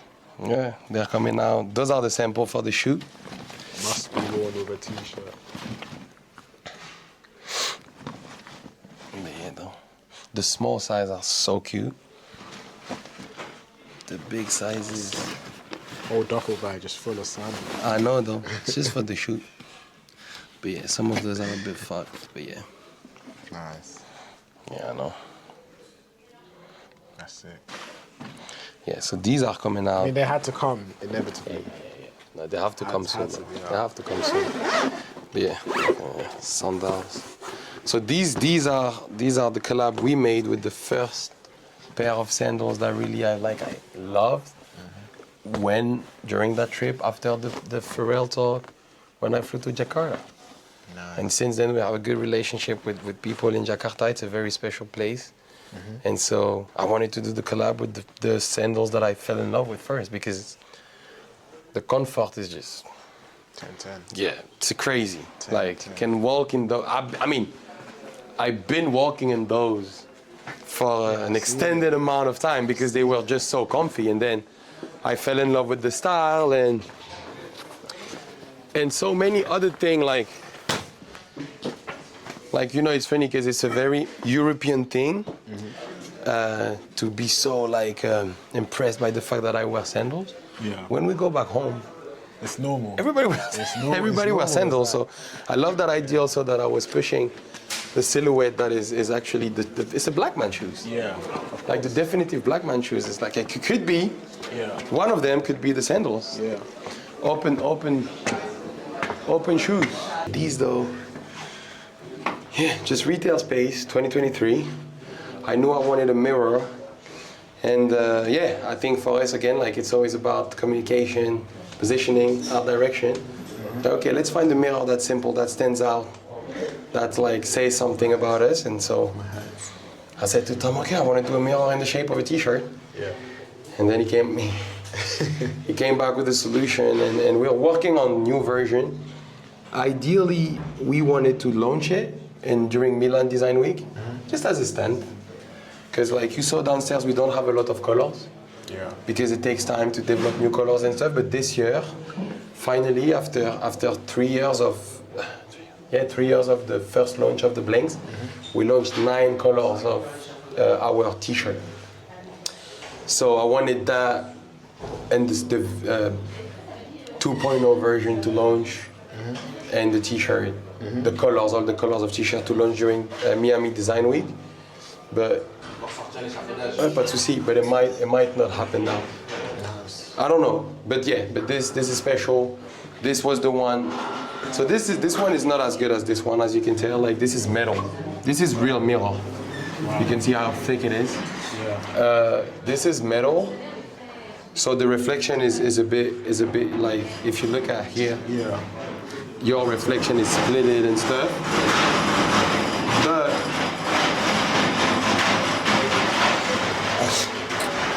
But this one was the mirror that we built for the truck. So it was the tour truck. So that's why we had to do it in metal, because it's way less. This is so fragile. Yeah. This was way less fragile, and it was moving. It was driving. So it had to be very light. Yeah. You can try and pull it. It's super light. Yeah, that's very light. It's super light. Like this, you need to be 2-3 people. It's not. Yeah, you can pull it, but you feel how heavy it is. Yeah. Just a whole different ball game. Beautiful. But just this one, it was more simple. We might do the mirror version of the pants. But yeah, object. I love object design. And when you're into retail, you have to get into stuff like this. And my best. You guys will see more of it then. Objects? Yeah, definitely. One of the other objects that I'm very happy I made with Tom is the bench. Wow. The bench is made out of screen print screens. Wow. So for each pop-up, I can just change whatever says the screen says, and then it slides back. It's very, very satisfying movement. But yeah, that's my favorite bench. Awesome. Yeah. But since we're here, PSG collab, talk to us about that, because obviously back in the summer, you did one exclusively in, was it LA? Yeah, so that's the continuation of that. And now we're having a global release. Exactly. So basically when they approached us a year ago, a year and 13 months ago, in December last year, they told us about the Club World Cup and the desire to launch some special product with different collaborators. In that big PSG house pop-up concept that they would have 2 weeks from the start of the competition in LA. And so we said, okay, so we came up with some ideas. It was some back and forth. The French wear jacket is something that we want to have as our signature piece. Yeah. I don't know if you're familiar with the brand OAMC. Yeah. OAMC had a very, very good, it's a good example. My friend from Undefeated, Bruzi, gave me that example. It's OAMC had like a collab line that was only made with lining, like military jacket lining. Yeah. And they did some of the best collab that you can wish for, only with the lining. And they would drop consistently every year, every 2 years, like a lining with undercover or like. And so that's what we wanted to do, basically. That's what we want to do. We want the French workwear jacket printed on vintage to be like a signature piece, something that people, they recognize us by. So the first one that we ever launched was with Union in 2023 during the pop-up I showed you, before we ever had a brand. But hey, they offered us to design some collab products. We say yes, yeah, we'll do it. Yeah. Say less. And so there's more coming. We don't want to do too many collabs, but there's some opportunity that you don't want to pass. So it's all about the balance. I showed you a lot of new IP and new SKUs that are exclusively us. So it's up to us to find the balance, but we definitely want to focus on our own product and sparkle it with the right opportunities every now and then. But the PSG is one of those that we can't say no to. It makes sense, to be fair. It makes a lot of sense. We are eager to carry the flag of Paris and France around the world. Who's better than PSG to enable you to do so? That's why we chose Fashion Week to launch. This timing was great because that's when Paris becomes a global platform. So basically they approached us, we designed it, and we said, okay, we'll sell you the jacket wholesale for Paris if you allow us to get a way to launch it in the store and online. And they said yes. And I don't know when this want to drop, but supposedly they're gonna have a few in the London shop for their PSG House London in mid-February. Okay. Yeah, so that's the story of the collab. And before that, the collab was ever a thing. In 2022, as early as 2022, when they moved the store in Paris, they asked us to design a special product. So PSG is one of the first big corporations that really gave us the opportunity to design. Because as screen printers, of course we have a creative say, but we are known for our print and for the taste and stuff, but not necessarily for our design service, because I don't really want to dabble too much into that yet. It takes a lot of resources to really be efficient in that.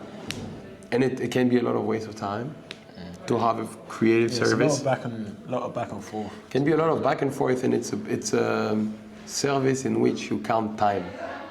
So that's frustrating for me, because I always want to spend the most time on a design. I want to be able to have it, to digest it. So it's frustrating, because if in my world, in a utopian vision, I would just wait to be able to pay someone to do that I don't have to make money from, and he just accept clients, and he just give as many times as he fits for the design we deliver to be great. Right. The design will cost you 500 fee and then 500 for usage for a year, and that budget include 3 back and forth. Nah. We're it's 1,000 and unlimited back and forth, and we run it. And if we don't like the design you pick, we don't do it. Something very, very I don't know. That's this very utopian, but we're figuring it out. But again, the business is growing without us having to have a graphic service. So for now, I think it becomes headaches, and also a lot of frustration. I worked in agencies for a long time, so I know what it is to sell IDs. And I'm happy that I came on the product side. It's good to sell product and to let people come with their ideas and enable them to give life to them. Yeah, so that's our point of view when it comes to graphics so far. But we're doing every now and then, and so PSG were our very first client that saw that in us. I said, oh, but you look very creative. Why don't you design a T-shirt for the new stock? Okay. What? And it was sick though. The first T-shirt was sick. It was the jersey, the classic jersey, like we did with the floor, made with tie-dye. Wow. So hand-dyed, I'll put that one up on the screen as well. red and white on the side. And for this, and it launched in 2022. So the communication, no one really saw our first PSG collab because it was just out of the blue. Yeah. Like, what? Yeah. But it happened. And so when it came to this, actually, we wanted to relaunch because back then we didn't have our bling. So we were like, oh, let's actually like officially release the tie-dye jersey, T-shirt jersey, because it's so sick. It's a sick idea. I still want to do it. But it wasn't fitted for the project we had. So when we came up, and also the piece, I'm trying to show you the T-shirt, but the piece wasn't, the jacket is much more of a, they only bought one SKU. The T-shirt is exclusive to this drop. We didn't release the shirt in LA, only the jacket. So I get it. If it was only one, they needed something a bit stronger. But yeah, so that's basically the whole PSG thing, and it's a great partner. They give us a lot of trust. Like, we're so grateful for all the team, like the CBO Fabien, the head of PR and communication and partnership Guillaume, and all the rest of the team of Fabien, Emmanuel, Mary, like just amazing people. Trust. It's a big machine, so we have to adapt. We have to learn how to work within their system. But it's so great to be able to learn with, like, I mean, the best club. This launched 3 weeks after we won Champions League. So the star and the logo wasn't on the sleeve. Okay. They came back and said, hey, we know. You had to. Put it on. Yeah, Like, go ahead, kids. Didn't really have to ask the question. They're like, you guys can do it. Yeah. Just sick relationship, like some partnership that you kind of dream of having, but also like elevate the standard of what a collaborator should be and how we should be treated by collaborators when you look at our relationship with PSG. So that's that. But let me show you This room, is it like an extension of this one? No, this room, this is fully removable. I'll show you after, but this now we built as a fitting room.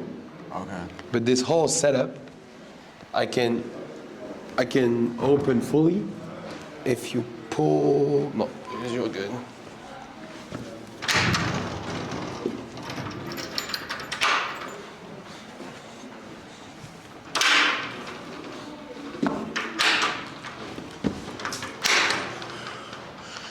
So I'm gonna show you that.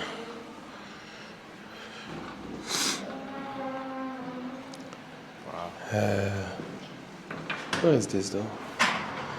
Looking for PSG stuff. Man, just at the end of the day also, like, it's not like London. Paris has only one team. LVMH just acquired another one, so there's gonna be a Paris derby. It's called Paris FC. Yep.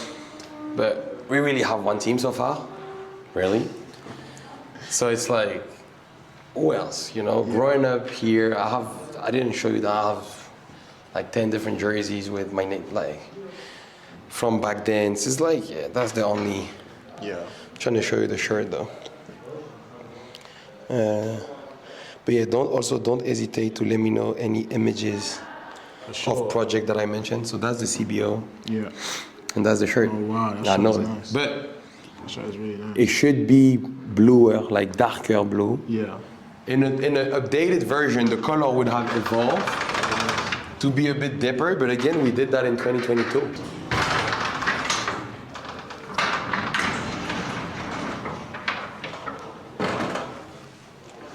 So all of this comes down for the space to be bigger. So you get to pick. So we have two scenarios of space. Yeah. 3 actually. You have the full one. Yeah. You have the 2 separate room, but also this can fully close. If you don't leave this one open, or like one of these open, you can fully close the space and have a smaller pop-up. Because for some brand, a lot of brands are releasing only one product. a big space like this can be a lot to dress. Yeah. Set design can cost a lot. It can be pricey. So this becomes like the full-on space. Yeah. Nice. Nice. One thing that you're quite big on is community. In a way. Okay. Talk to us about that. Like, I think our audience will grow. Now I have some, but we are not like, even if we look at the numbers or the reach, we still have to really grow a community of people that loves our product. I think the fact that you say this is because a lot of what we do is based on the idea that we want to be in service of our community, and we have a service. okay. But when it comes to the actual followers or people that are willing to engage with PTSF, Yeah. we have a long way to go, and it's a great journey. But yeah, I think what makes you say that is that a lot of what we do is based on our understanding of what our community wants. Right. So, to anyone else who wants to kind of build that same style of community, is understanding the needs of what the community wants, would you say? Sorry, say that again? So, for anyone who else who's trying to build a community? build a community, Yeah. the most important thing, would you say, is understanding the needs of the people and what they want? Not necessarily. Not necessarily. I think, no, I think it's the messaging. I think to acquire a community, you need to communicate. You can communicate on, like, look at all those influencers, they only talk about themselves. Some of them. Because they're relatable, people love that.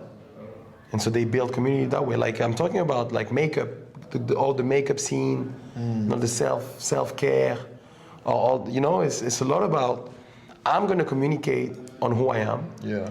And if I do it a certain way enough, consistently, I'm not saying it's not like hard to do though. Yeah. I'm just saying like it's a specific thing, specific type of communication that allows the community to grow, which is not based on what the community wants, but based on how you're gonna express and show yourself to your community. And doing this engage them because you're relatable. Yeah. It's like, I love to watch her videos because she goes through so many stuff and she has the same issues in life that I have, and and that's community building. And next thing you know, that girl gonna do a makeup brand or a matcha bar, and it's gonna be 1,000 people queue, and that's where our community is really real. And it wasn't necessarily based on the idea that that girl was triggering herself about what do they need, how can I provide for them. No, it was just a girl talking about what she likes, what she doesn't, how she dresses in the morning, how she does makeup. Consistently done. If the messaging is consistent and consistently put out, eventually you're gonna grow the amount of people that are interested in hearing this message. Okay. Whether this message is focused on I or they or you guys. I don't know. That's just my thought. I think. That's your 2 cents. Yeah. Okay, so we've talked about the studio, how you kind of scaled it up, how you've built it. We talked about the sandals, your style, your archive. Yeah. What's next? What's next for? I think the one thing we didn't say is really that all of that you see, everything that I was able to communicate was allowed by the fact that God gave me another day to say it. And this is a small introduction to a small but very important part of that conversation, is that everything I do is based on the idea that I chose the only truth of God 10 years ago, a bit more than 10 years ago. And this is a very important part of that interview. I'm in service. I want to be in service. And God changed my life for the best and everything that I was able to achieve. And however you might think I succeed in whatever I was trying to do, all of that was enabled by God. and my love of God, my understanding of Him, and the fact that I put Him in my life, and I reach and everything. He just changed my life in the best sense. And today, everything that I'm able to do, and talking to you guys just now, the second breath I'm going to take, He's going to allow me to take it. And in that same moment, He's going to take someone else's breath, you know? And for every breath we take, someone's not, you know? Yeah. And then for every nigga that dies, there's a baby that's, you know, that's born. And I guess, like, all of that to say that it's a very important thing to say, like, Thanks. my strength and my peace and my life is rooted in the idea that God is the only truth, and that everything belongs to Him, and all of that achieved was able by Him and nothing else. And I think a lot of people have ego, and they wanna think that whatever we do, we own. Whatever success we have, we own. But once I released myself from that idea, that's when, funnily enough, people started calling me successful. But I don't own any success. Right, it's all God. God is the reason why everything. And again, like, he could have decided that I'm not waking up this morning. Tomorrow is not guaranteed. Today wasn't. Tonight isn't. And so, yeah, just this is an important message because it changed my life. And if you guys look on my social media, I would always try and do the most to mention Him on every post for the past, I don't know how many years now, because it's everything. And if you're asking me what's next, so many interesting stuff, but this is an assignment. What I'm doing now is an assignment. It's not my higher calling is to be in servitude and adore God. This is an assignment. This company is just something that I was assigned to do. My higher mission isn't to have a factory. My higher mission is to be alive, be a good human being while I'm here on earth in the name of God. That being said, He might assign me something else, and I won't be scared. Yeah. Because if I end up doing something else, it's just another assignment. It's not my higher mission. Because a lot of people, they put a lot of pressure on, I want to be a football player, that's my higher calling. Or I want to be a doctor, that's my higher calling. But higher calling is so important though. Like your mission on earth, if you fail at it, what is it? It supposedly is the end of your life, right? Right. But nothing is a mission, God-sent mission. The only God-sent foundational mission we have is to adore Him, in my opinion. But this, again, is my strength and my peace. And that allowed every bit of success, if there isn't a sense of success you felt while I was talking during that hour, is every bit of it is based on the fact that I chose God. And I'm so happy and I'm so proud to be that voice, and I'm so proud of the community I built with that messaging. And so, yeah, I think that was important to say. But I think what's next is just growth. We built that company in 5 years. I think me and my business partner, again, like, we chose in an instinct. You know what? I'm gonna read you this. This is the message I sent to my team Sunday night, Sunday morning, when we celebrated. We didn't have the time to celebrate yet, but when we celebrated the 5 years anniversary. How did I put it? It's in English somewhere. Hello team. 5 years ago today, I posted a video that changed everything for me. Monclar followed me within 24 hours after the post, and we've never really looked back since. Thank you for your trust, your work, and your dedication to what we are building. One of my greatest joy and sources of pride is you. knowing that the vision I had 5 years ago resonated with people enough for them to join me. Together we managed to create enough value to live from it, to grow, to work from 500 meters square in Republic, to feed little mouth, because we have obviously employees that had kids since we started now. And everything else that becomes possible when you put in daily hours of work towards a shared vision. PTSF was just one of my dreams, and you're the ones who made that dream reality. 5 years is a major milestone for a company. What I can promise you is that I'll put everything I have into the next 5 years so we can keep growing collectively, personally, financially, structurally, creatively, and spiritually. 5 years ago, God sent this our way and we went for it. It was instinct, it wasn't sure, and it took some time to understand the why and the how. 5 years later, I can say without a doubt that PTSF was the move. It was God sent. It's special. We're doing something special, and we're going to keep doing special things.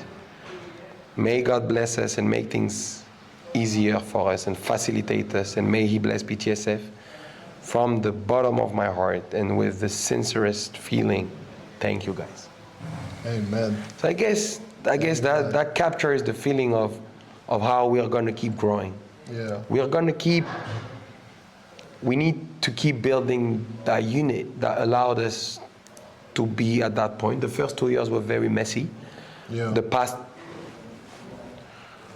The third was getting to understand the vision, and the past 2 was to put that vision in place, service, retail, brand. Yeah. And the next 5 is we have to just go for it now. Right. Everything seems in place more than ever for us to succeed. So yeah, I think like whatever recipe we use to get as far as we are, we need to keep it. Believe in how we manage. Yeah. In a lot of moments, you're gonna grow, and the people are gonna give you what they think is the recipe for your growth. But if you manage to grow, and I think Cortez is a very good example of that. A lot of my friends are a good example. His success is just immense, so it's beautiful to see that the vision that he used to grow and how strict he was with it is what allowed the success to be so immense. There's a bit of extremeness of like, this is the way, and if I keep it strict and long enough, but there's some challenges in that we faced, because in the unknown, when money comes in, risk and responsibility, you are tempted to go to some experienced guy that's like, oh, how did you do? You know, it's tempting. Because, I don't know, maybe if someone gives me the answer. And I guess that's where God comes handy, because He have all the answers. But it's important to nurture yourself from others and you know, like keep listening to people that succeeded, try to get inspired from their journey. But I guess, that's a good sum up. We need to stay ourselves, keep understanding ourselves, our truth, our inner truth. What do we really want to do? I think that company was built also out of the desire of doing something right. And doing it the right way. And that's it, honestly. Like, it's simple. It seems like a simple recipe, but sometimes it's so hard to really listen to yourself. When money comes in, responsibility. Again, like, those stuff that makes everything complicated, whether it's a company or a relationship or marriage or, you know, like. Of course. So keep it grounded, and again, like, I hope just like growing our relationship with God, and just like keep giving thanks, keep being grounded, and keep enjoying the blessings that He sends and doing the most of them, not taking any blessings for granted. Not anyone. Not a sunny day is a blessing that we need to do the most of. You know, it's hard to remember every time that it's sunny that it's a good thing. But it's even harder to remember that when it's raining it's a good thing. But it's like, it's in the little stuff, and in the little stuff of the company, interpreting the signs. Like, I'm talking about this, and it sounds very philosophical, but sometimes it's just in a moment you have the opportunity to meet someone, and you're shying away from it. hell, you're in the room with someone that you love or grew up in all your time, and you're not going to use that opportunity to say hi, introduce yourself. Like, you know, I'm giving you the bigger picture, because when you manage to thank the rain and thank the sun every day, then life is, the world is yours. But on a daily basis, I have to break it down to you as in a more like usable advice. It's just like see the blessings everywhere, because they're everywhere, and God, if you're doing the right thing, He's gonna facilitate. It's just up to you to see where are the obstacles that you have to overcome to grow, and where are the blessings that He's gonna send you to facilitate and give you some little accelerate, like, you know, like the little booster, like little push, little, you know, like in Mario Kart, like you get the thing and you get the shroom, and it goes a little faster for a sec. So yeah, I think that's what we need to focus on. Yeah, and then the business stuff, like, you know, like keep building, keep organizing, keep structuring. But right now, I think, again, as I said, we're in a very good position. Everything is in place. There's a lot of clarity after 5 years. You know, a company that wasn't built with a business plan or with a clear vision, it took us a second as this type of company to just, you know, understand where's the money, where's the loss, where's the investment. We thought print, there was money in print. Not really, nigga. You know, like, so just that though, I guess, like that answers the question. Pablo? Yeah. That was amazing. Thanks so Thank much you, man. No, thank you very much. A blessing though. Thank you for the opportunity to discuss. We DM'd for a while. Yeah, it's good to finally do I love this. the work. It was great to, it's always a great exercise, you know, to answer those questions, because those conversations I use myself. Also, there's some stuff I managed to articulate that maybe I never articulated that way. So happy to start really showing what's coming with the brand. Of course. This is new. Yeah. Obviously, a few little, you know, around the social media, some friends came in, a lot of friends came in and they see it, but in a like media outlet like this is the first time, I guess. Oh, that's amazing. I was allowed, happy to be the first. I was allowed to give a bigger, some more visibility on what's coming, and the idea and the silhouette that we're trying to build with PTSF at T-shirt.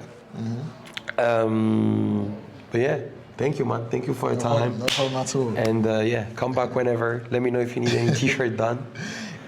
Yeah, guys, that's it. Hope you learned a lot about PTSF and Pablo. I hope you guys got insight into what it takes running this empire that we've built. And yeah, thank you guys for watching. And yeah, and let me add that. Thank you guys for supporting a black-owned media. And it's a very important thing. I don't give a lot of interviews, but when I met this guy and I was easily, visually able to understand that we came from something that was similar in the history of humanity, I was happy to be part of it. It's something that I didn't mention, but of course PTSF is black-owned. And as I mentioned, my business partner is Senegalese, French, and I'm Algerian and Congolese, and it's not to be taken lightly that we're able to do this type of content and have voices on the internet, being who we are, coming where we're coming from, and looking the way we look. So take that in consideration if you come that far in the video. I think take that in consideration. This is a blessing that we're able to do what we do. Again, as I showed on the jacket, my Algerian side of the family came in France less than 60 years ago. So nothing was promised. We fought for everything that we got in the white man's world, and take that in consideration, and God bless you, and God bless Undiscovered. And thank you guys. Amen. Thank you. Amen. Amen. Thank you so much. Thank you.